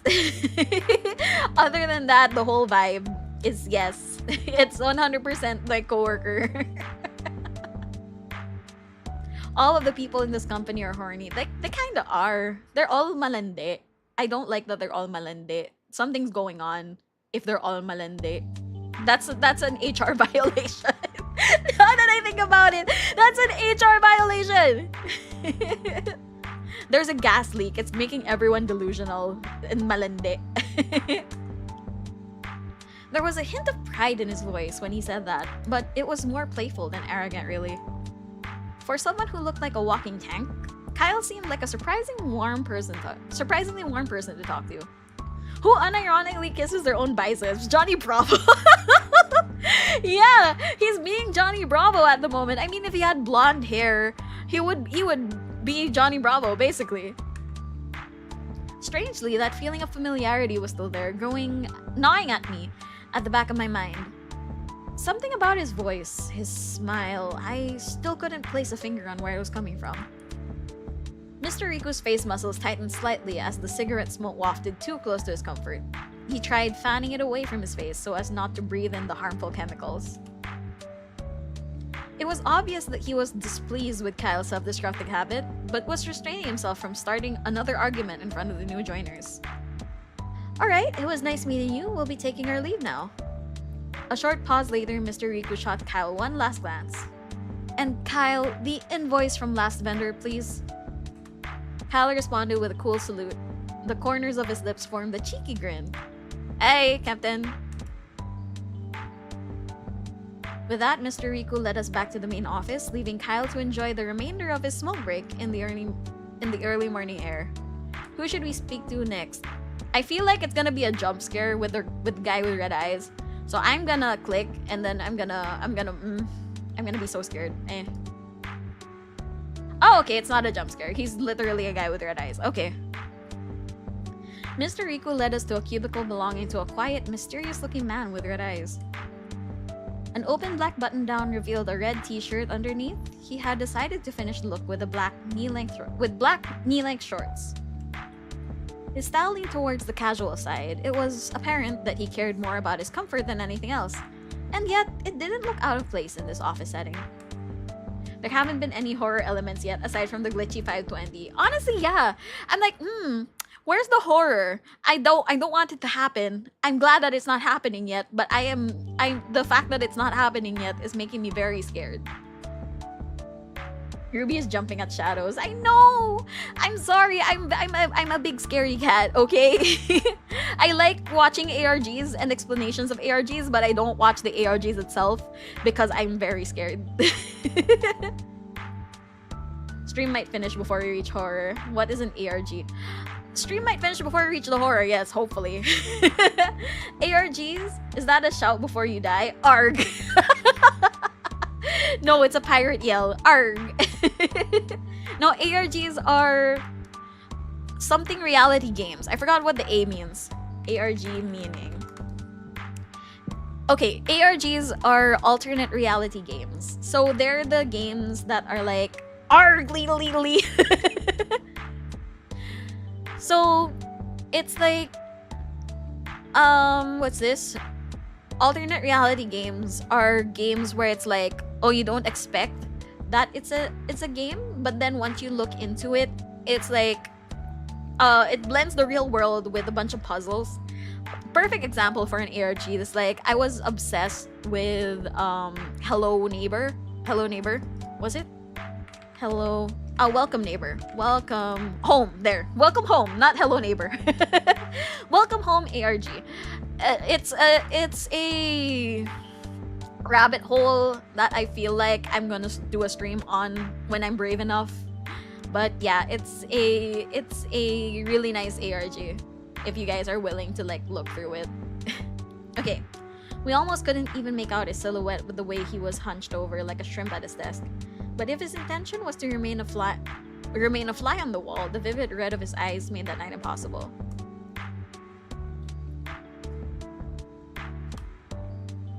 Excuse me. Ooh.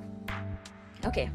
He didn't bother to look up as we walked closer to his cubicle. Instead, it almost seemed as if his fingers were moving faster over his keyboard as we approached. His attention was fully transfixed on the monitor in front of him, brows slightly furrowed, as if he was unraveling some complex code or trying to solve a puzzle only he could understand.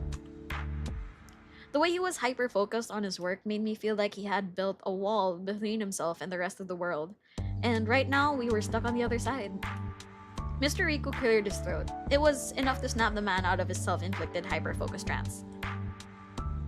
Mr. Red Eyes blinked a few times. He finally lifted his bloodshot eyes from the screen, surprised to find a small gathering of people standing beside his desk.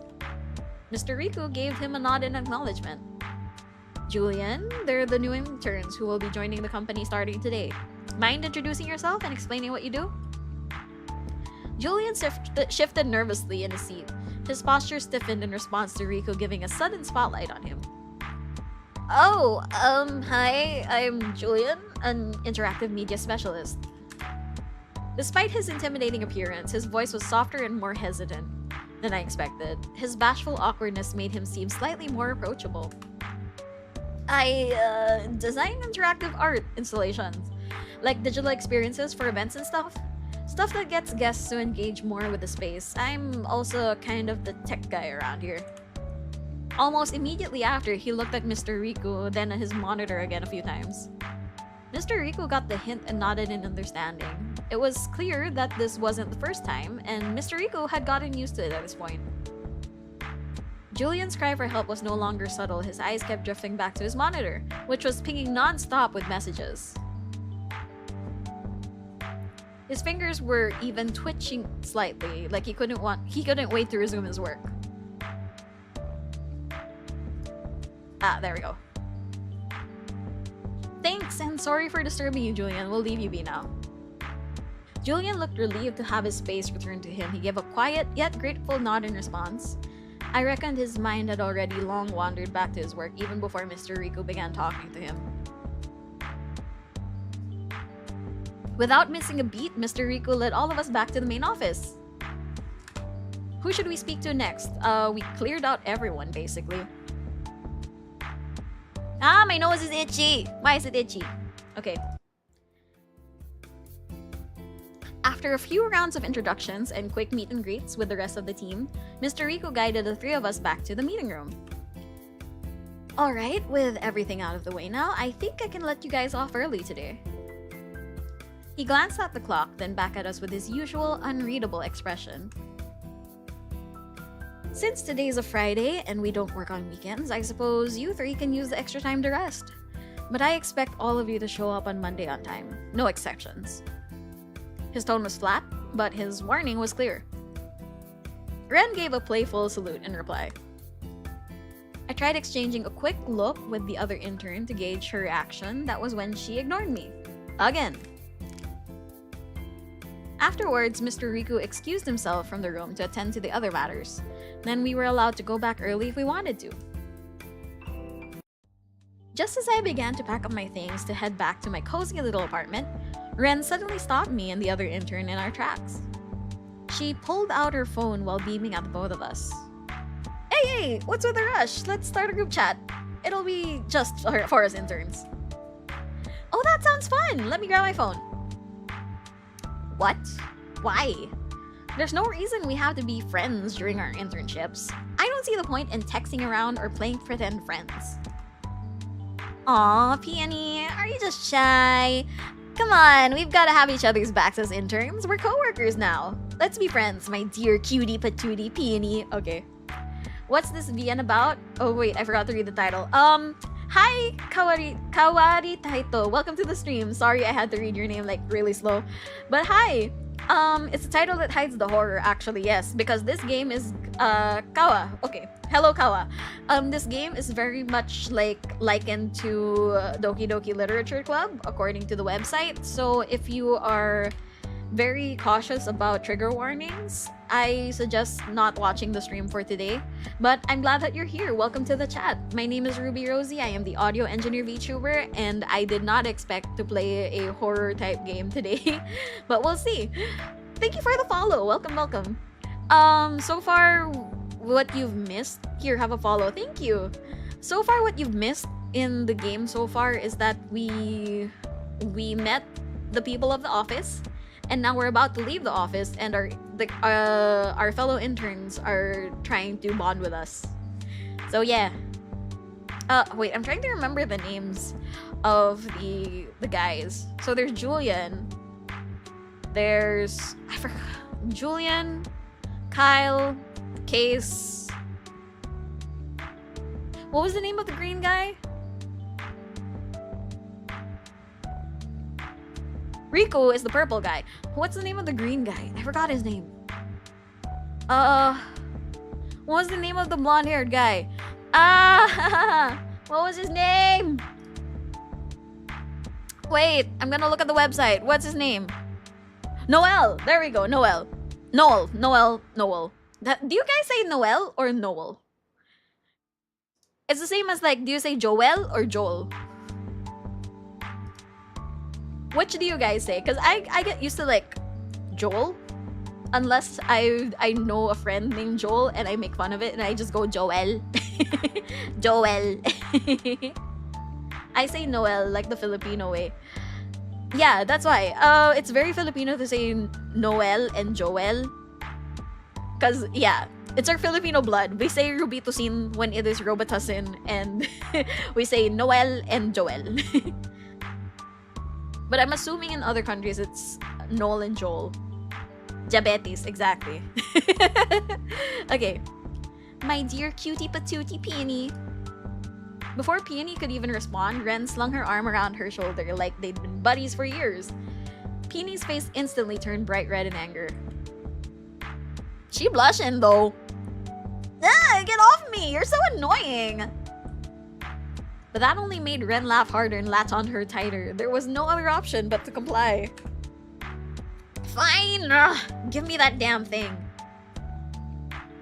Bright red and horny? No! No, Josie, no! But yeah, I feel like there's definitely a gas leak in this company. She snatched Ren's phone with a dramatic pout and started punching in her phone number in pure fury. She was not bright red in anger, and you know it. I can't. I don't know how to refute that. 2 seconds later, a boisterous laugh interrupted behind us. Oh, it's Kyle. Ha ha ha ha. Why did I laugh awkwardly? Why did I laugh awkwardly? What the heck? Okay, haha. I see that you guys are already getting along. What was that laugh? I know. I don't know why I laughed like that. Ha ha ha ha ha ha ha. I know Mandark. I know Mandark, Josie. Oh my god, our age is showing. Whoa. Jesus Christ, why is my age showing in this stream? Jeez. I'm throwing you 90s references to remind you of your age. Shut up. Okay, continuing. I haven't heard Mandark's laugh in a while. I know, right, Stingray? Welcome to the stream. I haven't heard Mandark's laugh in a while. Like, ha ha ha, ha ha ha, ha ha ha ha.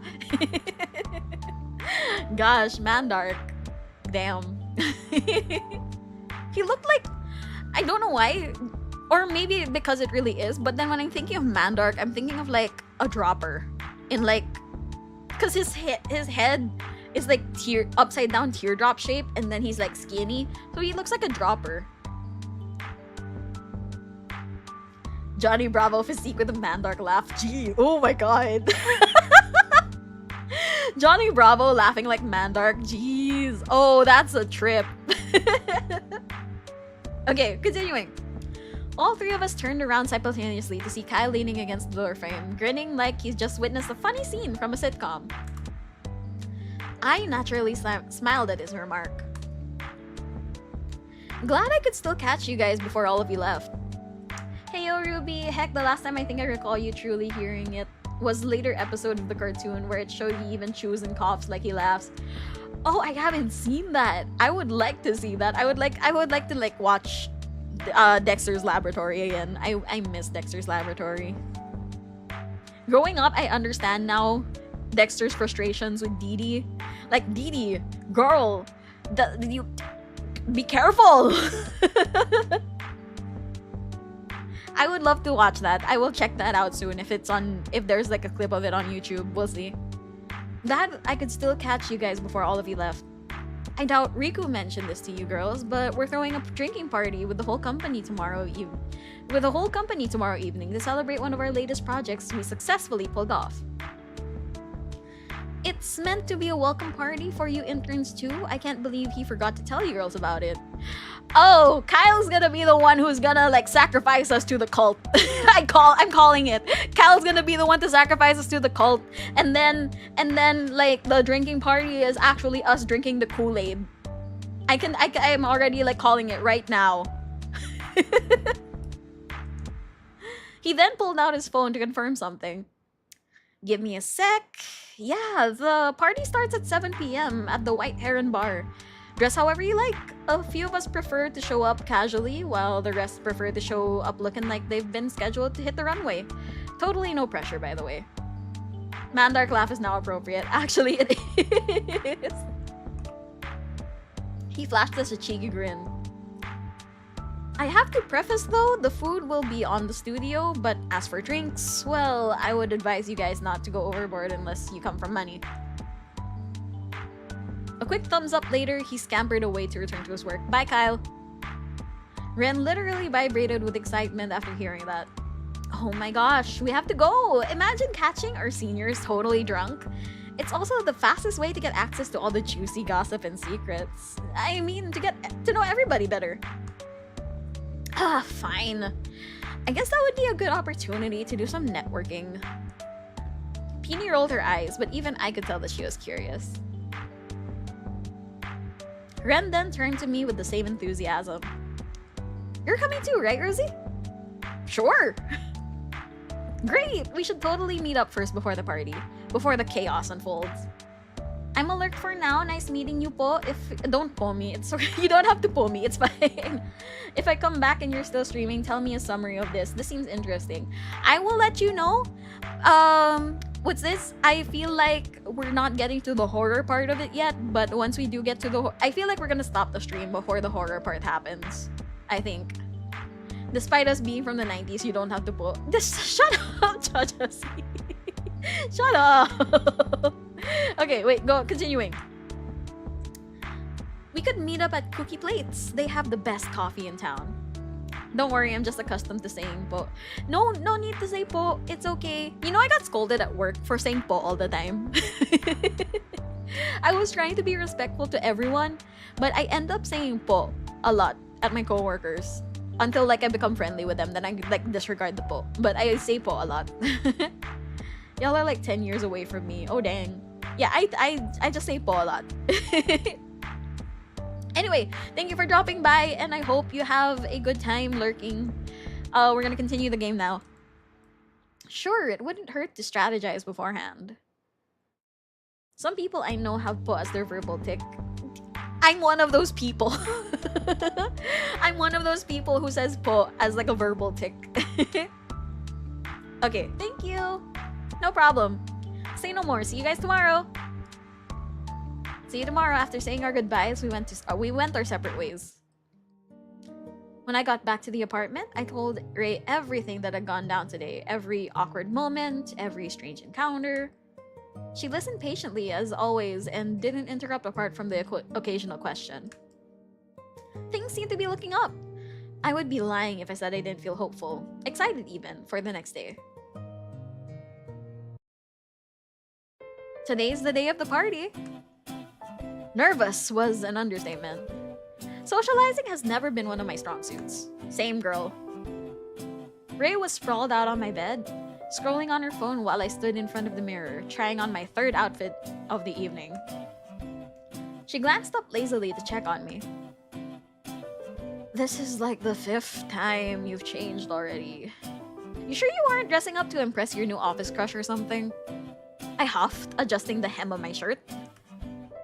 3rd, actually, and no. I just want to look presentable. It's my first outing with Ren and Peony and the rest of the company. The last thing I want is to show up looking like a slob. Ray smirked before resting her chin on the back of her hands. Everyone's so fashionable. I know, everyone's so fashion forward. You always say that, yet somehow always still end up being the main character at the end of the day. Oh my god, we have main character energy? No! Also, there are so many visible midriffs. Actually, there are a lot of visible midriffs. It's making up for the lack of midriff that I have. I rolled my eyes, but her high praise did help me feel a little less anxious. Ray eventually tossed her phone aside, then propped herself up on her elbows to give me her full attention. Try not to have too much fun without me. Also, I just wanted to remind you that there's still the case of people going missing. Don't forget, the world can be a scary place. Welcome back, Gunning. Hello, how are you? She gave me a half-serious look. I need you to update me from time to time, alright? Just in case. You know how my brain works. It tends to spiral if you go silent for too long. Oh, she is clingy.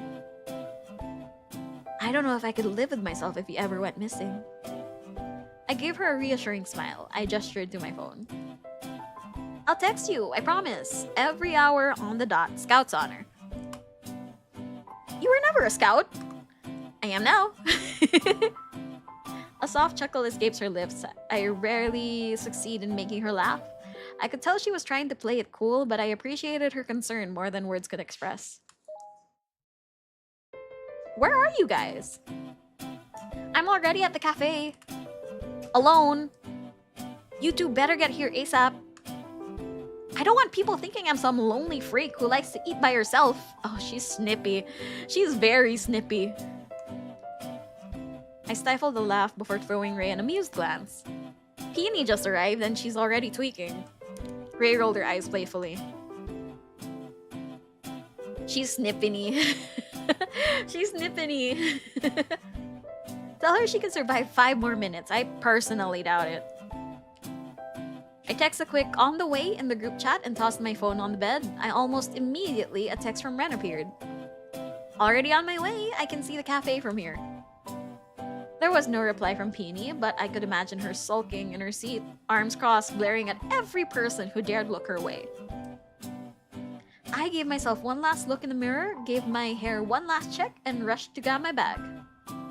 Kamusta naman ang office crush? Wala pa namang office crush. Pero feeling ko may initiation sa cult mamaya. Welcome back, Jan! No horror themes yet, but everyone's actually like, yeah, there's a gas leak that's making everyone horny. Okay, drinking water, there we go. Alright, I'm heading out now. Wish me luck! Ray sat up straight on the bed and gave me a tiny wave. Good luck! Let's hope Peony hasn't combusted by the time you get there. Hold on a sec.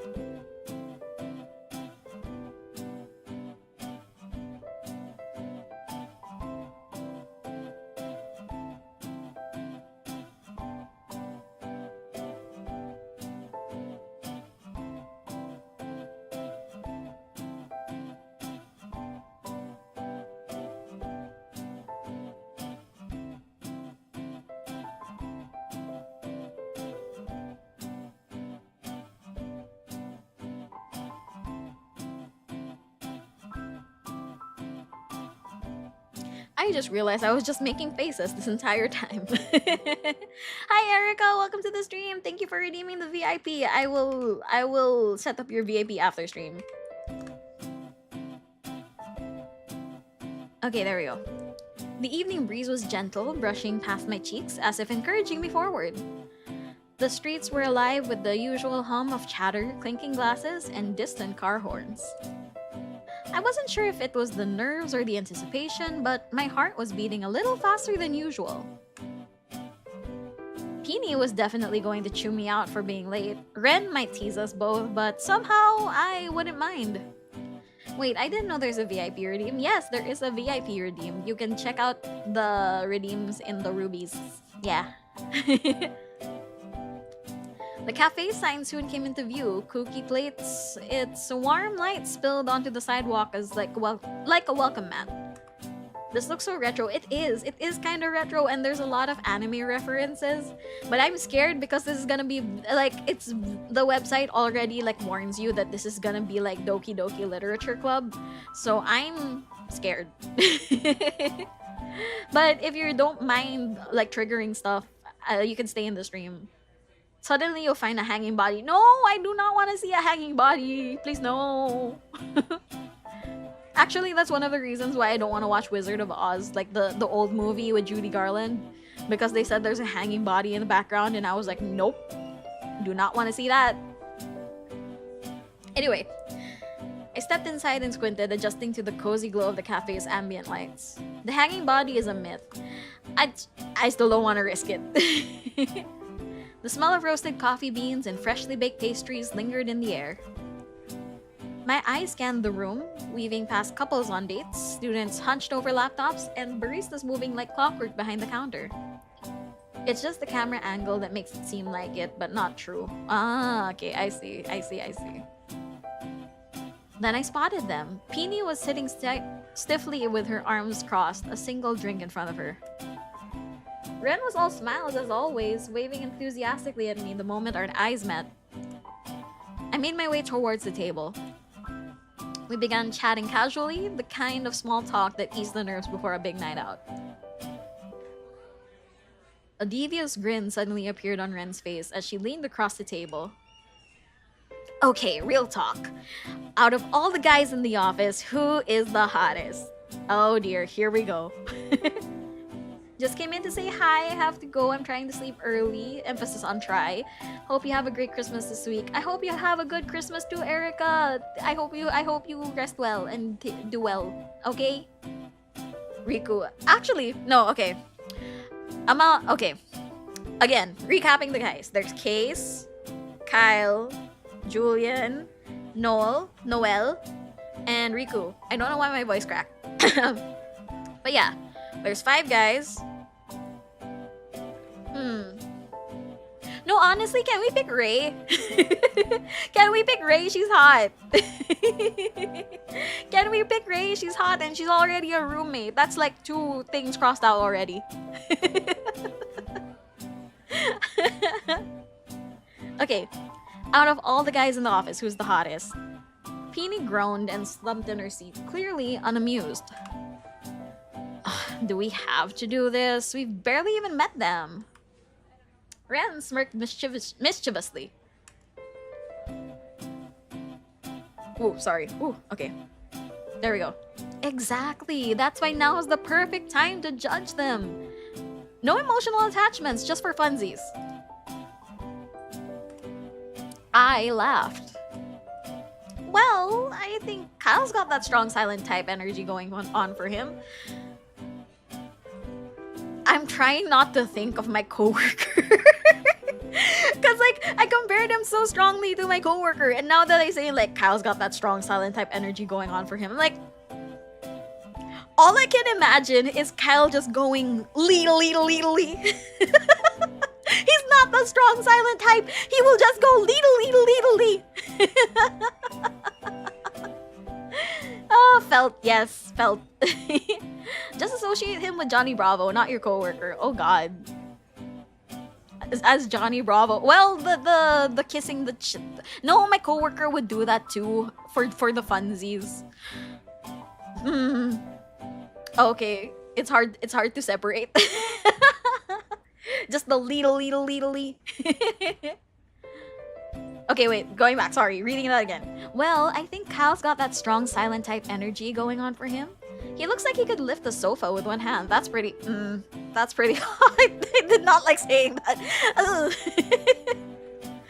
That's pretty No, just thinking of my coworker and saying that, it's like, no.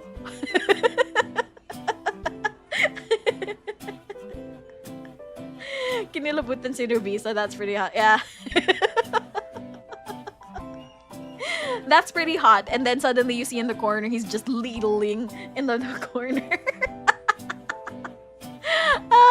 If you're watching, I'm so sorry that I'm like shading you like this. I'm so sorry if you're watching out there, my coworker. Okay, continuing. Peony scoffed. More like a health hazard. All that smoking? Instant ick. Girl, I get you, okay? You're forgiven for saying that. I love that about you. Thank you, Peony. Ren tilted her head thoughtfully. Case is totally my type. Cocky, flashy, but in a way that screams, cute baby animal videos are my greatest weakness. Okay, yeah, I see that. I see that. Peony looked horrified. He literally called himself charming. What does that? Who does that? I don't trust people with that much self-confidence. Imagine him saying "leedle with a smoker voice. Oh Jesus.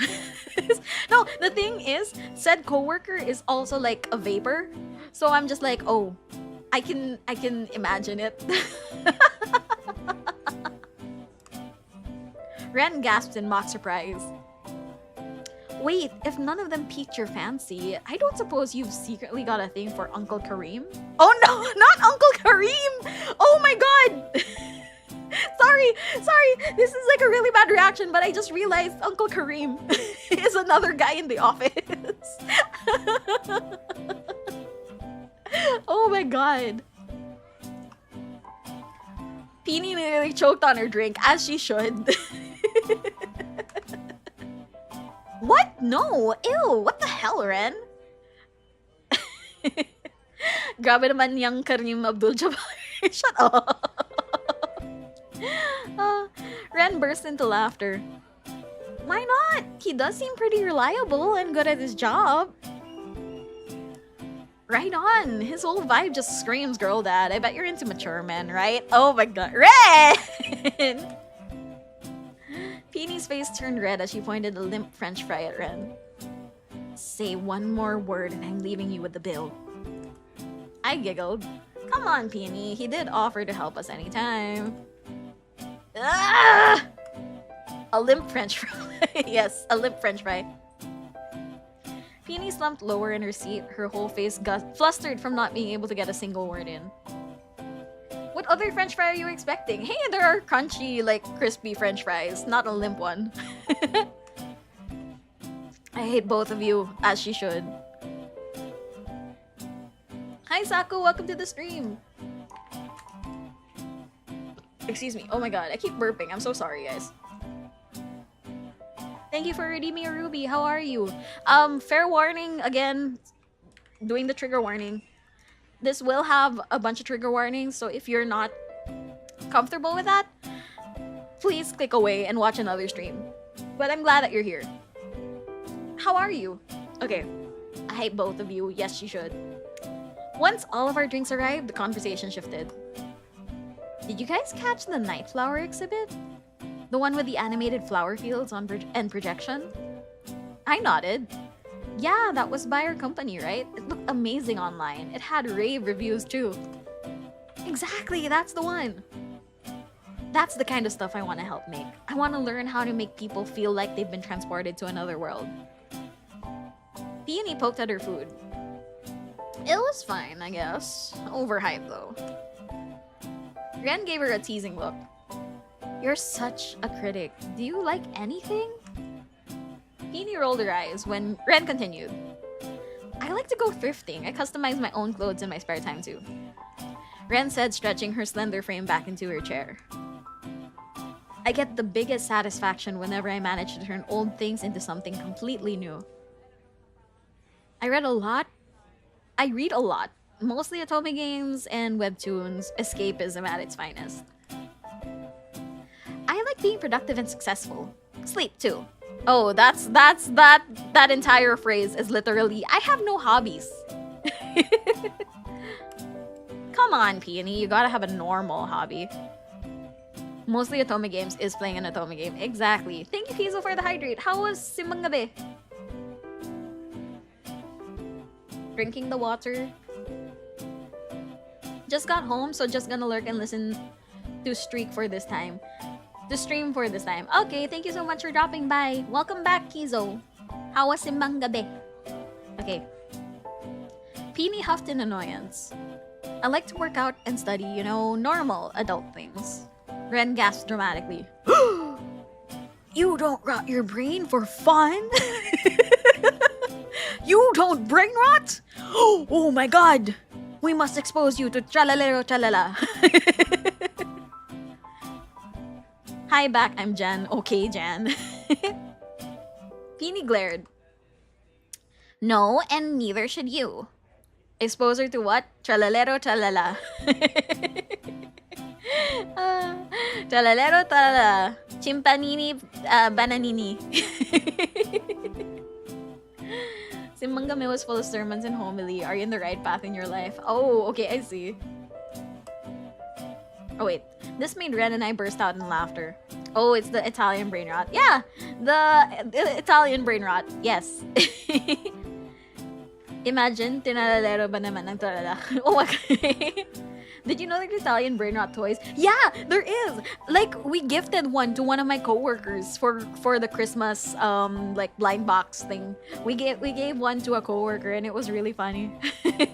They got the one with the big feet. I forgot his name, but it's like the one that looks like a chimpanzee, but he has big feet. We wanted to get the tralalero tralala, but then we ended up getting the one with the big feet that I forget the name of. Chimpanzini di pinili. Ay, nako. Rubilini Rosalina. That's my new nickname, guys. Rubilini Rosalina. Okay, wait. Gotta continue. Even Peony, though she quickly covered her mouth like she regretted it.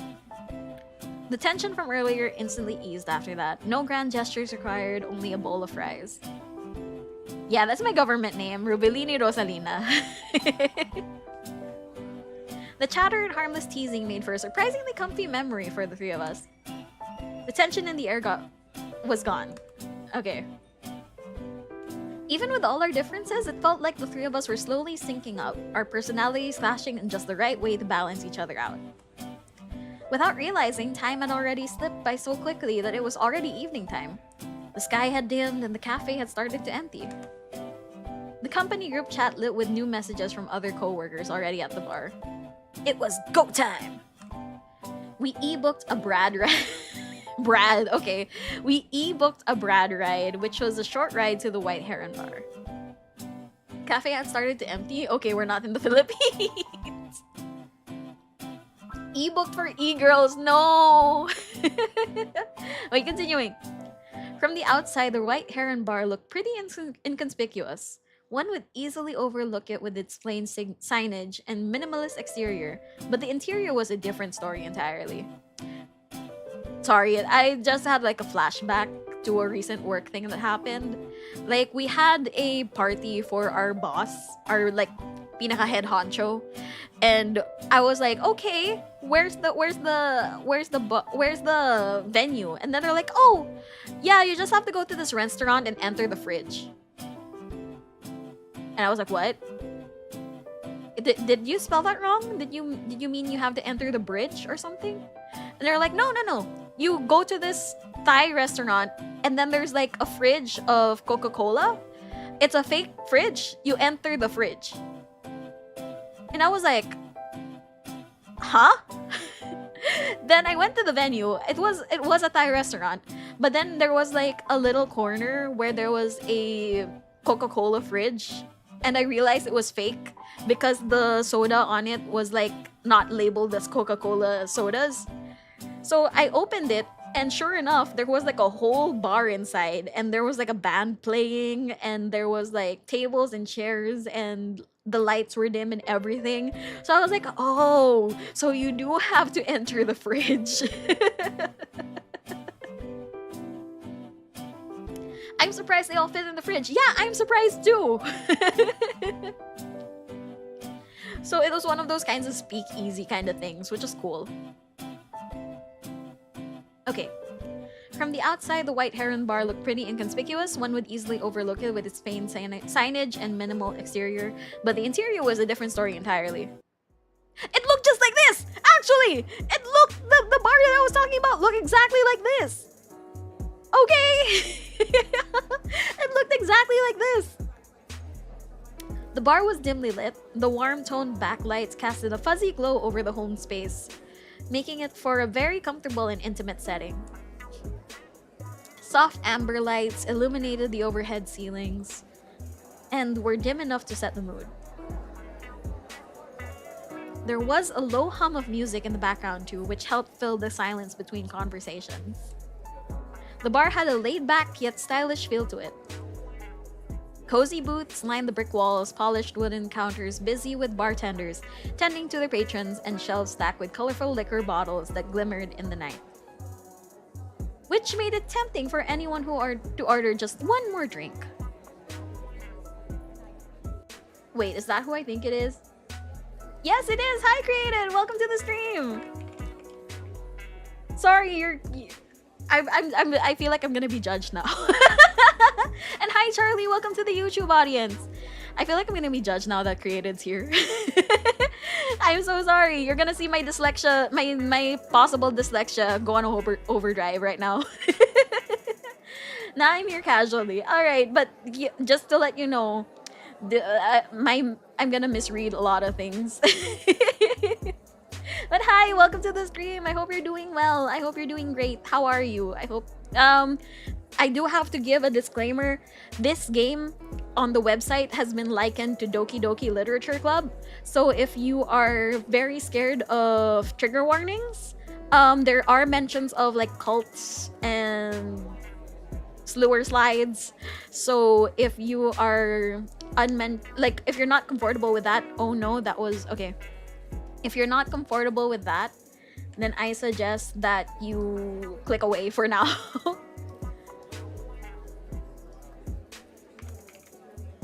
Wait, hold on. God. Okay, there we go. Okay, let's continue. There we go. Which made it tempting for anyone to order just one more drink. Okay. I nearly jumped out of my skin when a sudden hand touched my shoulder. Oh, it's Case. Okay. Boom! I spun around to be met with the smooth prince once more. There he was, grinning from ear to ear, clearly pleased with himself for catching me off guard. It's sexual harassment persona. No, not that. Jojo, see why? Oh, cool. I'm fine with that. Don't worry. Just here to listen to your voice in the background, since it's legit really nice. Oh, that means a lot coming from you. Thank you. That means a lot. Thank you so much. Okay, wait. The touchy. Okay. Gotta focus. Gotta focus. Let's go. His usual playful energy was turned all the way up, and his dimples only made him all the more irresistible. I feel like he's the kind of guy that has like those dimple piercings. Like, you guys know that, right? There's like this kind of piercing where it's like a bunch of like metal balls on your dimples, and then it just emphasizes your dimples even more. I feel like he's the type of guy. Girl, MC is thirsty. She needs a hydrating. She does. Again, the gas leak from the office probably went into the bar. Anyway, continuing. Ha! Caught you off guard. Everyone's over there, by the way. He nodded in the direction of a long table tucked near the back of the bar, where the rest of the Pixel Playground crew were already seated. I could hear the rowdy sounds of laughter and chatter from where I stood. Most of them already had drinks in hand. Spotting so many familiar faces from the introductions yesterday gathered in one place, I instantly felt more relaxed. Oh, I have to stand up. Hold on. Wait a minute. Let me just stand. Oh my god, I need to stretch. Whoa, stretch. There we go. Okay. Mic set up. Let's go. Case then led all three of us towards the long table to meet up with the rest of the group. I can't lose tracking because my head is not attached to my body properly, so I can't lose tracking. I hope I don't lose tracking. The atmosphere at the table was electric. The employees sure looked like a lively bunch after working hours. Sorry. Oh no, aswang talaga siya. Shut up. I am not an aswang. I may have no calves, but I am not an aswang. A few were clinking glasses in a celebratory toast, groups of laughter bounced off the walls, and the murmur of pockets of conversations filled the air. As we settled in our seats, Mr. Riku stood up from his seat at the end of the table and tapped his drink with a spoon a few times, loud enough to break through the myriad of sounds. Yeah, this is the announcement time. This is the part where they're gonna go like, okay, let's have a toast to our new initiates. This is the start of a cult part, probably. I'm calling it right now. He then adjusted the sleeves of his dark blazer before lightly clearing his throat. Iglesia ni Ruby, stop! Welcome to our cult. The chatter slowly faded as everyone turned their attention to him. It looked like he was about to give a speech. He laughed slightly and opened his mouth to speak, his tone composed and warm. Welcome, colleagues, friends, newcomers, and everyone in between. Tonight, we're gathered here to celebrate the successful execution of our Night Flower exhibition. A small round of applause erupted from everyone at the table. I could hear a few enthusiastic whistles mixed in here and there. Matagal na akong miyembro ng iglesia nito. Shut up. This event was one of our most ambitious projects to date. It was a daunting feat at first, with the challenge of blending complex technology, vivid storytelling, and compelling visual art in ways that left a real impact on the public. But I'm proud to announce that the execution was flawless, and we received overwhelming response and amazing reviews from the public and critics alike. From the public and critics alike. Okay. We couldn't have done it without each and every one of you. Let's go! Success in an event! Yay! Please give yourselves and your team members a big round of applause. The crowd roared their approval. Oh! Their sound effects! With a hearty round of applause. After the noise died down, Mr. Rico glanced around the table and gave a nod to a few of the senior team members. Hold on, wait a minute. There we go. Okay, you can stop clapping now. I'd also like to officially welcome our new interns to the team. I hope your journey here at Pixel Playground Studios will be as smooth as it is rewarding. Don't worry, we'll only bite when we're chasing deadlines. Oh, glad to know that you guys bite. Okay. Oh, there's there's a laughing back up too. Okay. Okay, let's see how long this laughing loop will play.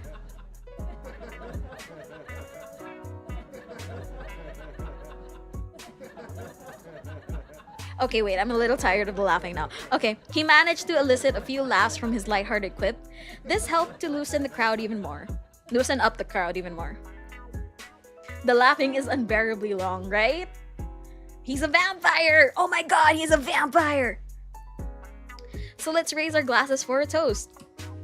Cheers to everyone's hard work, creativity, and to all the madness that comes with it. Here's to the next successful project. Plot twist, the cult is actually like a media... I have so many plot twists in my head for this game.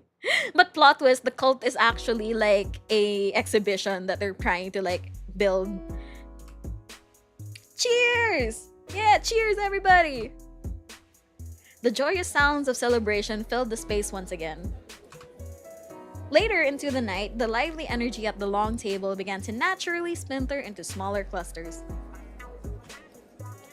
Conversations branched off, creating little bubbles of chatter and laughter. A few gathered near the bar, talking over drinks with flushed cheeks and wide gestures. How do you... I can't get drunk medically, so I don't know what kind of drunk I'll be. What kind of drunk would you guys be? Or like, have you guys found out what kind of drunk you are? I feel like if I could drink, I would be either the sleepy drunk or the giggly drunk. Most likely the giggly drunk. Yeah, I feel like that would be me. Others huddled at the far end of the table, deep in discussion. It was probably about work or exciting projects coming up. A few groups have drifted to the corner near the jukebox, picking songs and dancing just a little offbeat. At least they looked like they were having fun. Without even realizing, I noticed that Peony and Ren were nowhere to be seen. They got abducted by the cult! They got abducted by the cult. It's 5 minutes. I can sit down now. Hold on. Adjusting the mic. No, my tracking! There we go. Okay, there we go.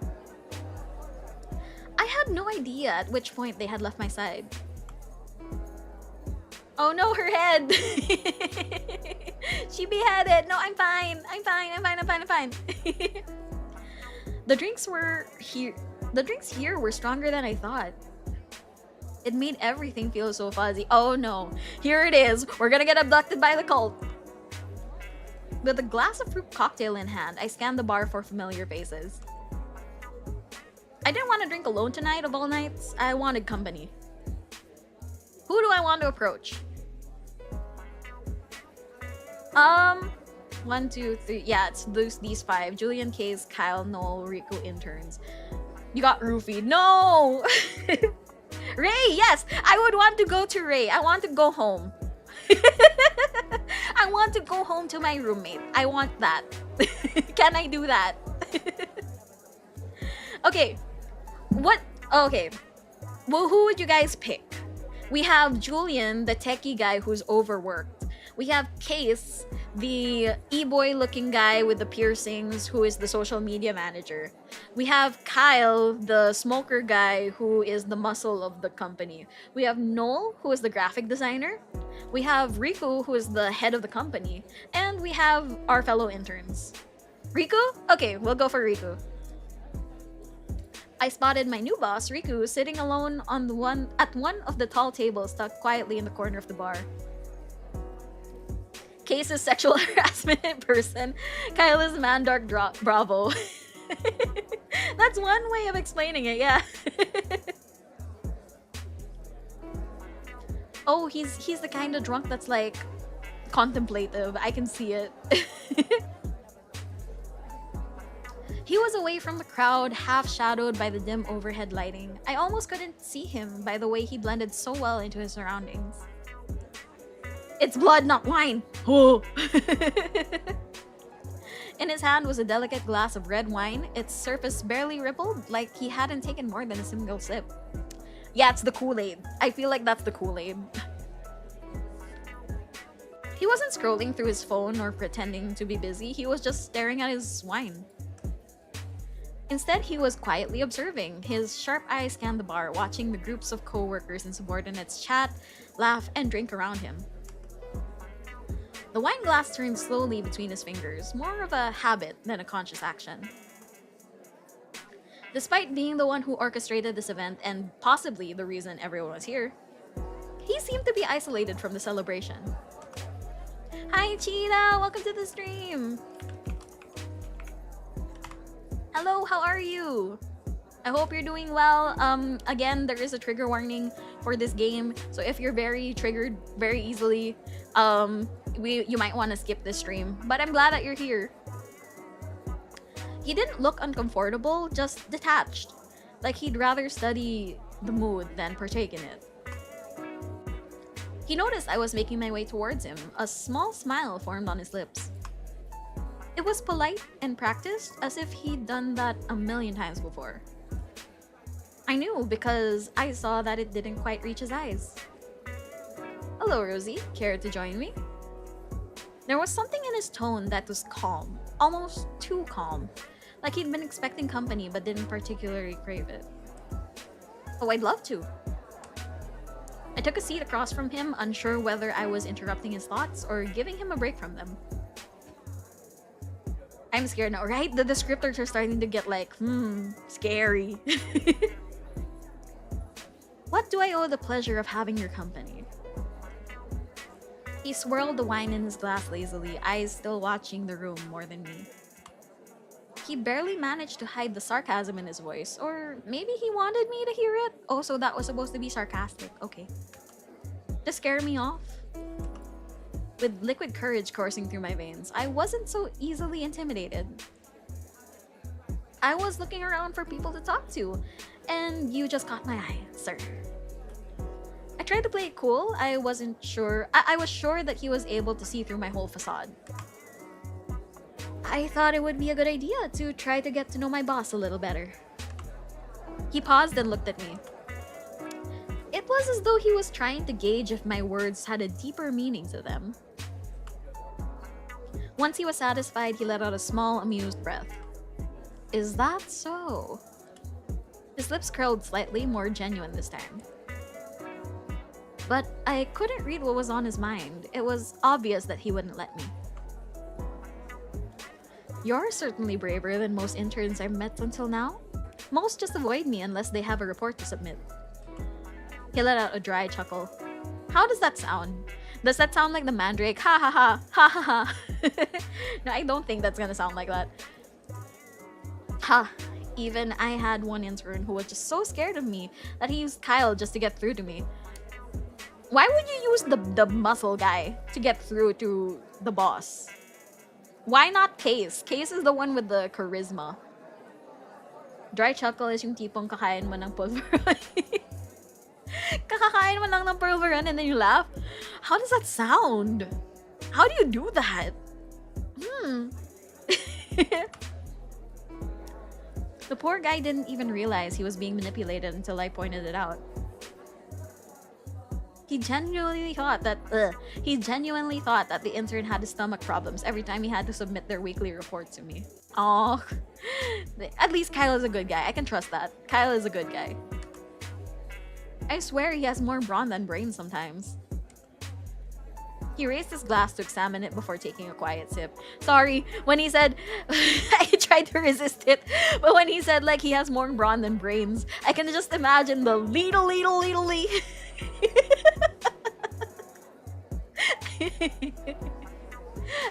Sorry, anyway. His face suddenly cringed the moment the wine touched his tongue, the bitter taste catching him off guard. He quickly masked it so as not to show any sign of displeasure in front of me. I didn't understand why people enjoy this. Oh, he doesn't like the drinking scene. I get it. Also, hi Lantern from the YouTube audience. Sorry, I only saw your message now. Hello, welcome. He muttered, eyeing the red liquid like it had personally offended him. Tastes like medicine soaked in old wood. I feel like if your wine tastes like medicine, there's something wrong. Yeah, I feel like if your wine tastes like medicine, there's something wrong. Vampire! He turned his gaze to me then, a subtle shift in his expression. His violet eyes now shimmered with a spark of amusement. Baktidol pala yung wine niya! Oh no! Imagine just having to drink Baktidol tasting wine. Oh my god. Minumog! No! Jeez, okay. And before I could ask him how he knew what old wood tasted like, he interrupted my train of thought. Now's your chance, intern. Ask away. He said firmly, as if testing the weight of my intentions. Hobbies. What do you like to do for fun? Oh no!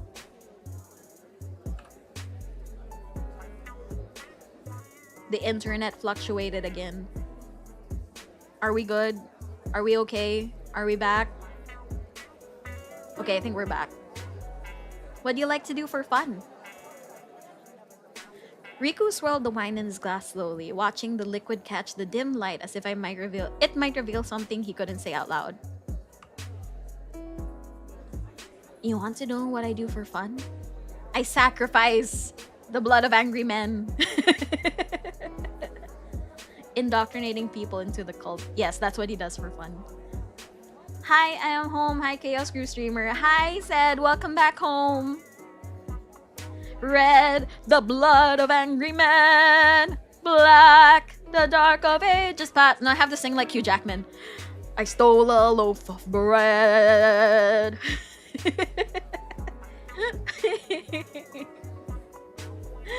You want to know what I do for fun?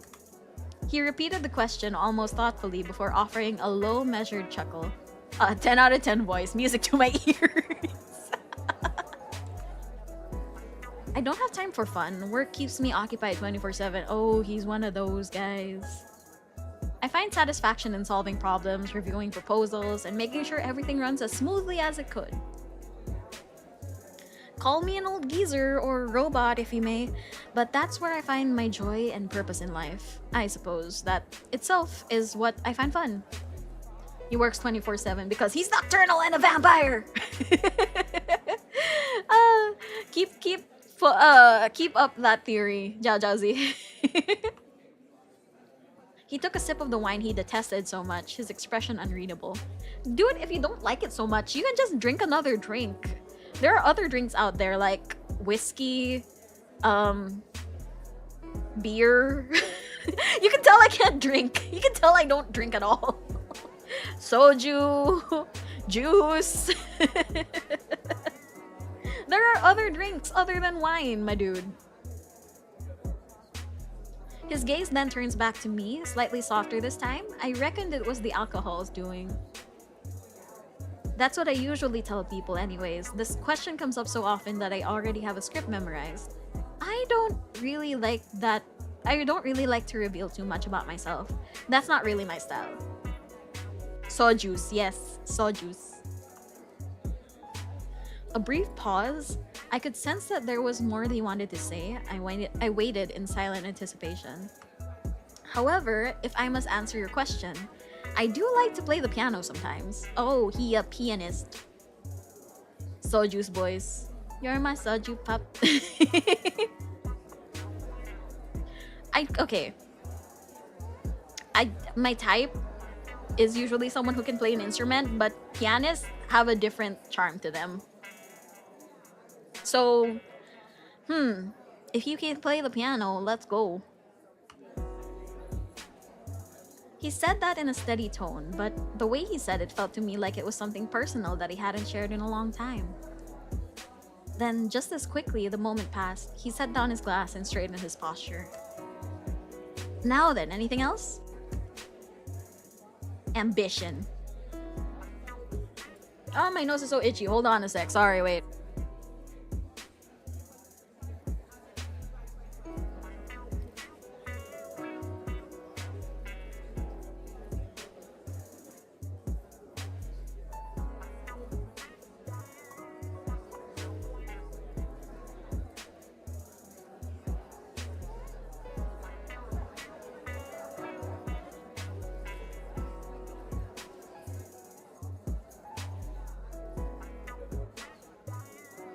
Okay, I'm back. Sorry.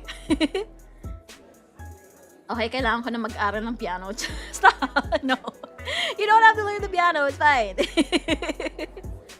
What's something you've always wanted to try but haven't yet?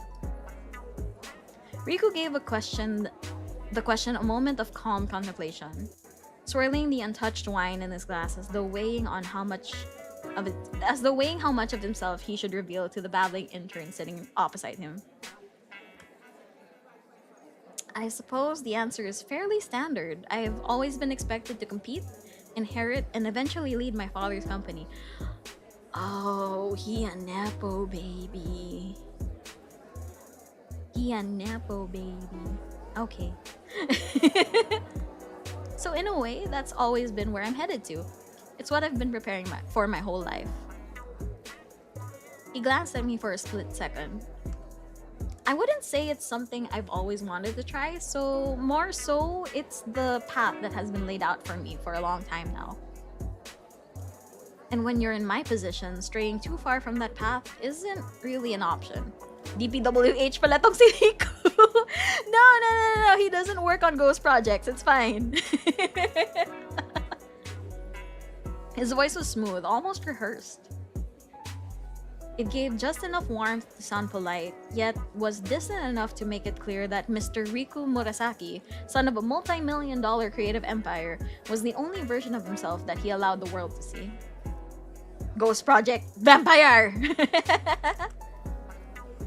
In any case, I prefer to focus on the now rather than hope for a future that might not even come to fruition. Lofty dreams can wait after I'm at the top. He took a slow sip of his wine, the conversation expertly redirected away from anything too personal. I nodded slowly, sensing that I'd reached the limit of what he was willing to share. I see. You're mighty impressive, sir. I'm sure you'll make a great heir. There was a brief silence. The air between us felt somewhat tense now. Riku returned to slowly swirling his wine, his expression composed as ever. But I could hear the cogs turning in his head, as if he was processing my statement earlier with a stony silence. I decided not to push further. Whatever thoughts were locked behind his eyes, they weren't meant to be pried open tonight. So I simply sat there, letting the moment settle, the soft hum of the bar around us filling the space where deeper questions might have gone. Riku took a slow sip of his wine and winced again, his eyes once again scanning the room before settling back on me. Don't go silent on me now. Didn't you say you wanted to get to know me better? Taste in media. Let's go with that. What's your go-to genre of movies and shows? He doesn't watch. I'm gonna call it now. He doesn't watch. He doesn't listen. He's too busy. Riku gave a soft hum of consideration, his fingers lightly tracing the stem of his wine glass. Historical films mostly. They help make the past feel a bit more bearable. Digestible even. It certainly beats reading the dry reports every day. He said it with a faint smile. It It was the kind of answer that gave something without revealing too much. Just enough to make sure that he plays his character well. He's a vampire! That's why he likes history! Because he's old. But yeah, it's probably because he's old. Dracula. Dracula. His name is Dracula. Apart from that, I like to keep myself updated with world news. Oh! Log. Apart from that, I like to keep myself updated with the world news. Helps me stay informed. Bleh. Helps me stay informed. But it's more of a habit than something I like to watch, really. Okay, back to work. Kaya pala back to Dolinino. No! He swirled the wine in his glass again, his eyes focused on the gentle ripple inside. I watch documentaries sometimes too, only if they're relevant to my work though. I prefer things with substance. It feels unproductive to spend time on pure entertainment. He glanced at me briefly with a practiced smile, the kind that revealed little. I tried my best not to take offense at his remark. I suppose the habit just stuck since it's the only thing I've ever known since I was a kid. I was raised with the principle of being efficient with my time and energy, even during periods of rest. So that was why he was the superstar of the office. Anything else you want to know? I think we checked everything. So continue. We checked everything. The silence between us was suddenly broken by a sharp ring on the phone. Dun, dun, dun, dun, dun. Rico reached into his coat pocket and glanced at the screen, his expression unreadable. Excuse me, I need to take this. He looked up at me with his usual polite, distant smile. I sensed that he wanted to take the call in private. Alright, I'll head elsewhere, sir. Alright, I'll head elsewhere, sir. Thank you for taking the time. Without missing a beat, he spun around to pick up the call. I made my way outside the bar, letting the cooler night air clear my head. My thoughts lingered on the conversation I just had with my supervisor, Mr. Riku. Sometimes my predictions and restreams come true, but those are mostly jokes. Then again, the vampire theory is also pushing the joke. It's also me pushing the joke. I feel like he could be a vampire. If it's not culty, I feel like he could be a vampire. He was certainly diligent in keeping his distance from everyone. I was sure that I wasn't the only one being given his kind of treatment. The way he kept everyone at arm's length signaled that he did not want to mix his personal life and career together in the slightest. Perhaps his logical mind just didn't see the point of doing so. Luckily, the alcohol I consumed through the night was just enough to give me a happy buzz. I felt a bit lightheaded, but it wasn't anything a slow walk home couldn't fix. Just as I was about to pack up and walk towards the direction of my apartment, my ears picked up the sounds of someone calling my name from behind. Heading back already, Rosie? I turned around to see Mr. Riku standing just outside the bar, one hand tucked into his coat pocket, the other still holding his phone loosely. His expression was as cool as can be. Yes, sir, it's getting late. Riku glanced towards the curb as a sleek jet black sedan pulled up in front of the bar. His ride was clearly miles above what the average person could afford. It was the kind of car that purred rather than roared. His placid eyes lingered on it for a second before shifting back to me. Do you need a ride? It's sentimental right now, but my brain is like, no, he's gonna send you to the cult! There was a pause. The question came out casual and almost offhanded, but something in his gaze suggested it wasn't made lightly. Not his placid eyes again. You know, I'm just gonna say it's fine. I don't want him to handle a buzzed Rosie. It's fine, I think I can get home by myself. Riku gave a small nod, his expression unreadable as always. Alright, you be careful out there. Thanks for joining us tonight. Without another word, he turned around and made his way towards the sleek vehicle waiting at the curb. The driver. Wow, Filipino! The driver stepped out to open the door, and Riku slipped into the back seat without hesitation. The door shut with a quiet thunk, and within moments, the car pulled away, disappearing into the night, as composed and distant as the man inside it. I groggily made my way through the dark, but familiar alleyway, fighting the haze of fruity cocktails that I groggily made my way through the dark but familiar alleyway, fighting the haze of fruity cocktails that clung to my thoughts. Yeah, the music just got real scary. I mean, maybe I should have taken the ride home. As much as the crisp air helped clear the fog, my body was still heavy and swayed with my steps. The night was still and heavy with silence, save for the occasional hum of a car passing in the distance. Streetlights cast long shadows along the curb, flickering just enough to make everything feel a little more unnerving. Oh no! Oh no, oh no, oh no! Suddenly, I heard a faint noise echoing from an alley up ahead. Oh no! I'm covering the screen a little bit. I'm scared. It was the sounds of ragged breathing, as if someone was in pain. I froze for a moment, my tipsy brain trying to catch up with what my ears were picking up. Without warning, a figure emerged from the shadows and began limping unsteadily towards me. Don't! No. Their movements were jerky and off balance, each step accompanied by a quiet grunt of pain. Oh no, I'm scared. I'm scared. Wait, no. The dim streetlights barely illuminated them, but I could make out the outline of torn clothes and what looked like dark smears along their sleeves and legs. My breath caught in my throat. My intoxicated mind wavered between fear and concern. Was this someone hurt? Or something worse? I braced myself for what was to come. Hello? Are you okay? My voice trembled, barely louder than a whisper. Oh, I was supposed to whisper. Girl, run, right? Run! I didn't know if I should stay or run away. Run! The alcohol in my system was making it hard to think straight. Every instinct screamed something different. Help them, run, freeze. Oh no! The figure kept limping closer, but my body refused to move. I could hear their labored breathing, each inhale sharp like something terrible was hurting it.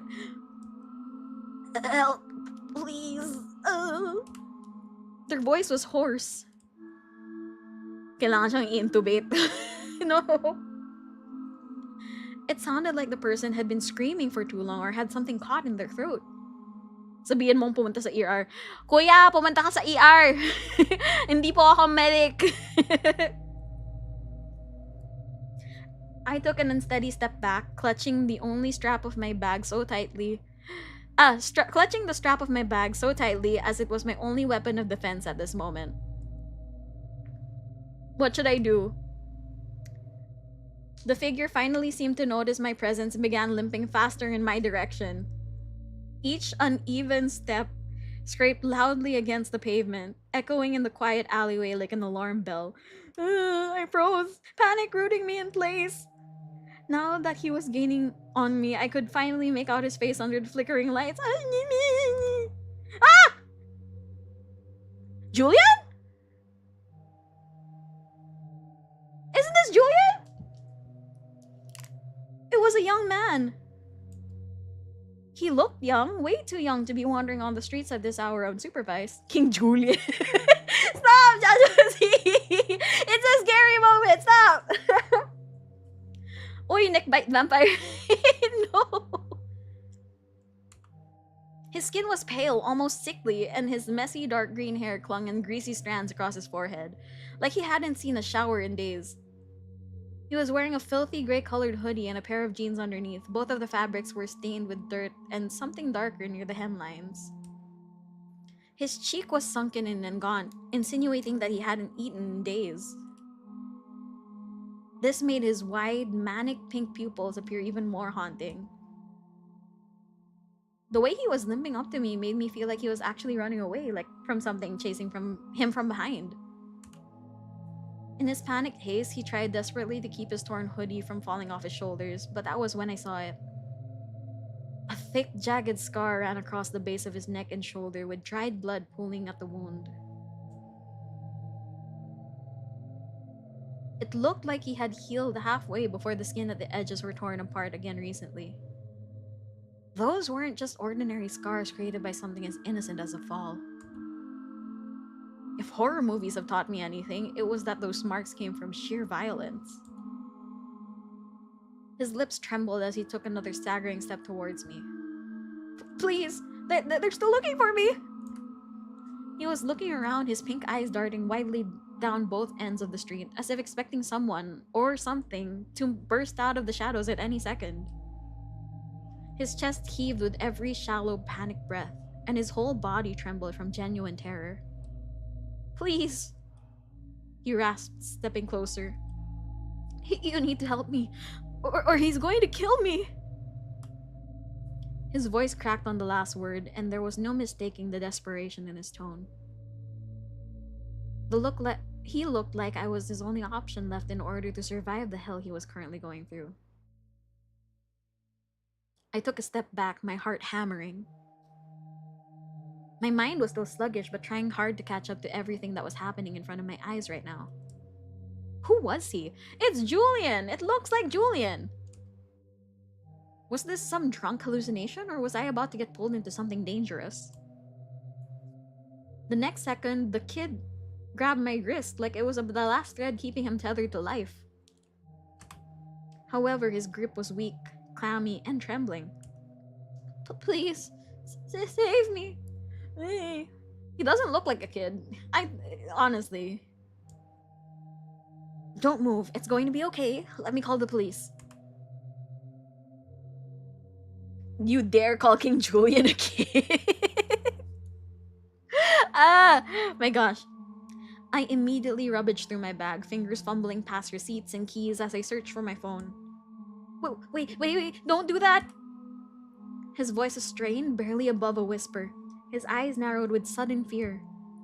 If you do, he'll... Oh! His entire body tensed before he doubled over the pavement, one arm clutching his stomach, the other covering his mouth as a muffled groan escaped him. If you do, he'll move it. Stop, guys! Shit, it hurts so bad.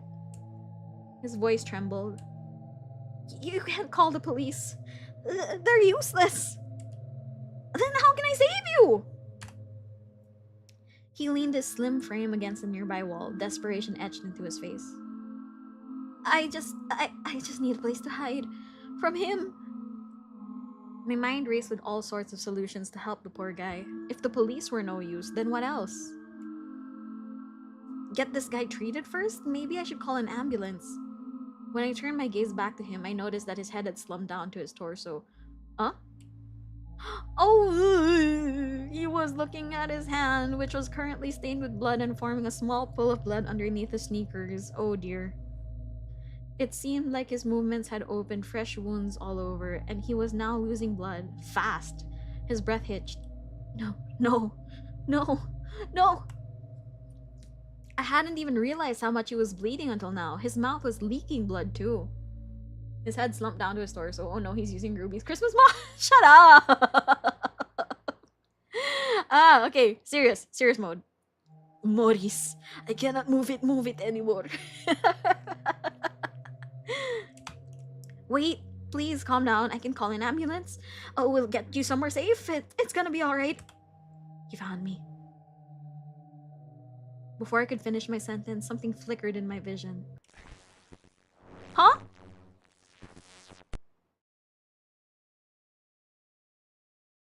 His body jerked, then started glitching like a corrupted video feed. A flicker of static, a distortion in the air. And then nothing! He was gone. No trace, no sound, no blood, no dark stains on the ground. Nothing.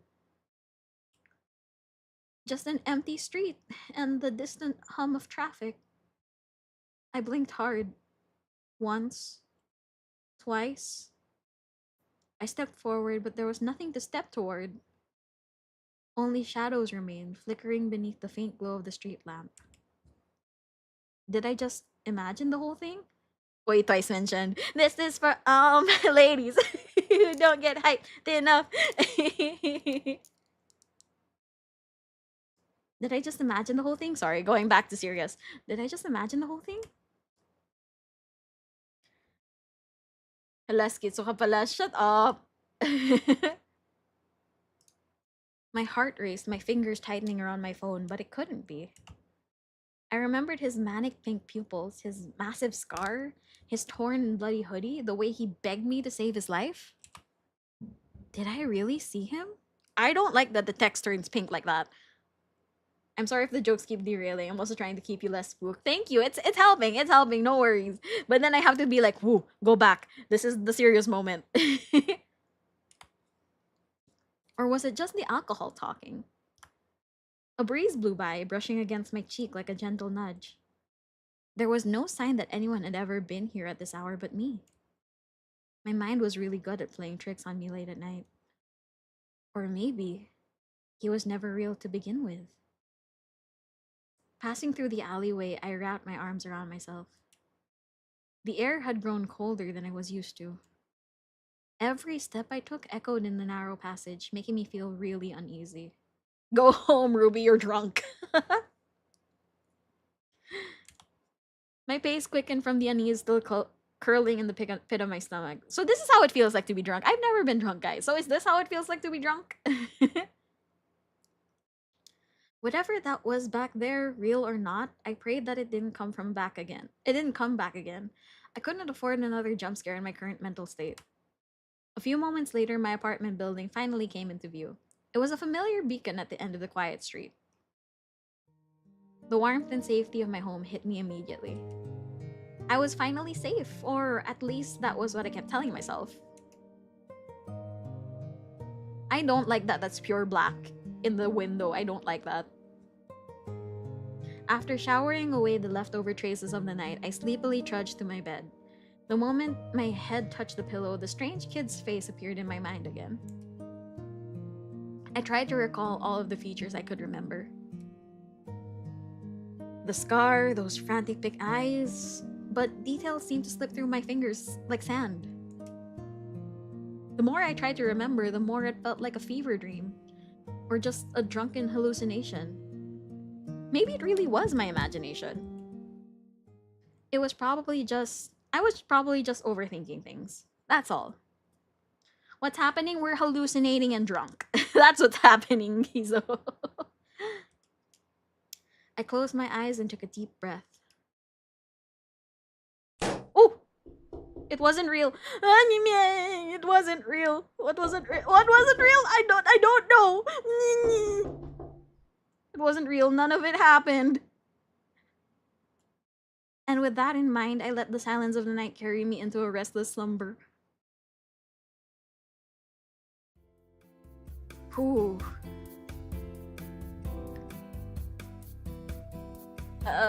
Okay. I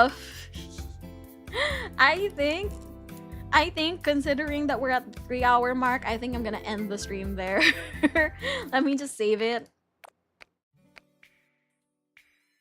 Then get back to the main menu. Okay, we're gonna stop there. Merry Christmas! Oh my god, that was scary. That was genuinely scary. I feel like if you're a horror buff or if you like jump scares, you would like playing this game. It's really nice, it's really fun.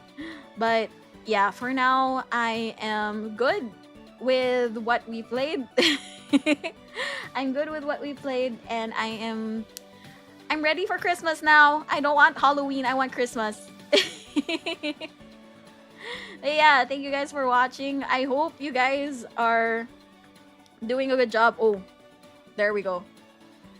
I just realized the thing was not the model was not prop really well.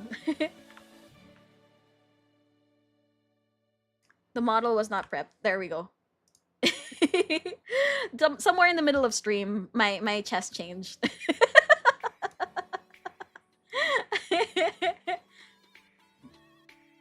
I finished a chapter of study. Let's go! Wait, what happened? Nothing happened. According to the stream, nothing happened. According to the game, nothing happened. What happened? Nothing. Nagulat siya na hindi pala totoo. Okay lang yan. The game seems to be going into this is a digital world kind of vibe. It is, yeah. Again, it's giving a very Doki Doki Literature Club kind of game. So I'm excited to maybe play this in my own time. If you guys want to play it yourself and just like figure things out, the link is in the pinned chat. So if you guys want to check it out, it's a really cool game. It's really fun. It's really nice. I'm just scared, genuinely. Like Monica from Doki Doki. Exactly. The thing is, who is our Monica in this game? Who is just Monica? We'll find out if you play the game. Sabi mo eh, kwento mo yan eh. Sorry. According to the stream, the move it didn't happen. Yes, the move it did not happen. Our Monica is Maurice. Oh my god. Or Mort. It's Mort all along. But yeah, thank you guys so much for watching. It was, despite being scared, it was still a pretty cool game. If you guys want to check it out and other things from Seago, you guys can check out C Games Aesthetic on Twitter. King Julian, you can't escape me. But yeah, thank you guys so much for watching. Let's raid out to either... Okay, wait. Since we raided to Ree last night, I will raid out to Anna tonight. Let us see if Anna's still streaming. Is Anna still streaming? Show more. Yes, Anna is still streaming. They're streaming Death and Phaeology. So let's go raid out to Ma'am, it's Anna 406.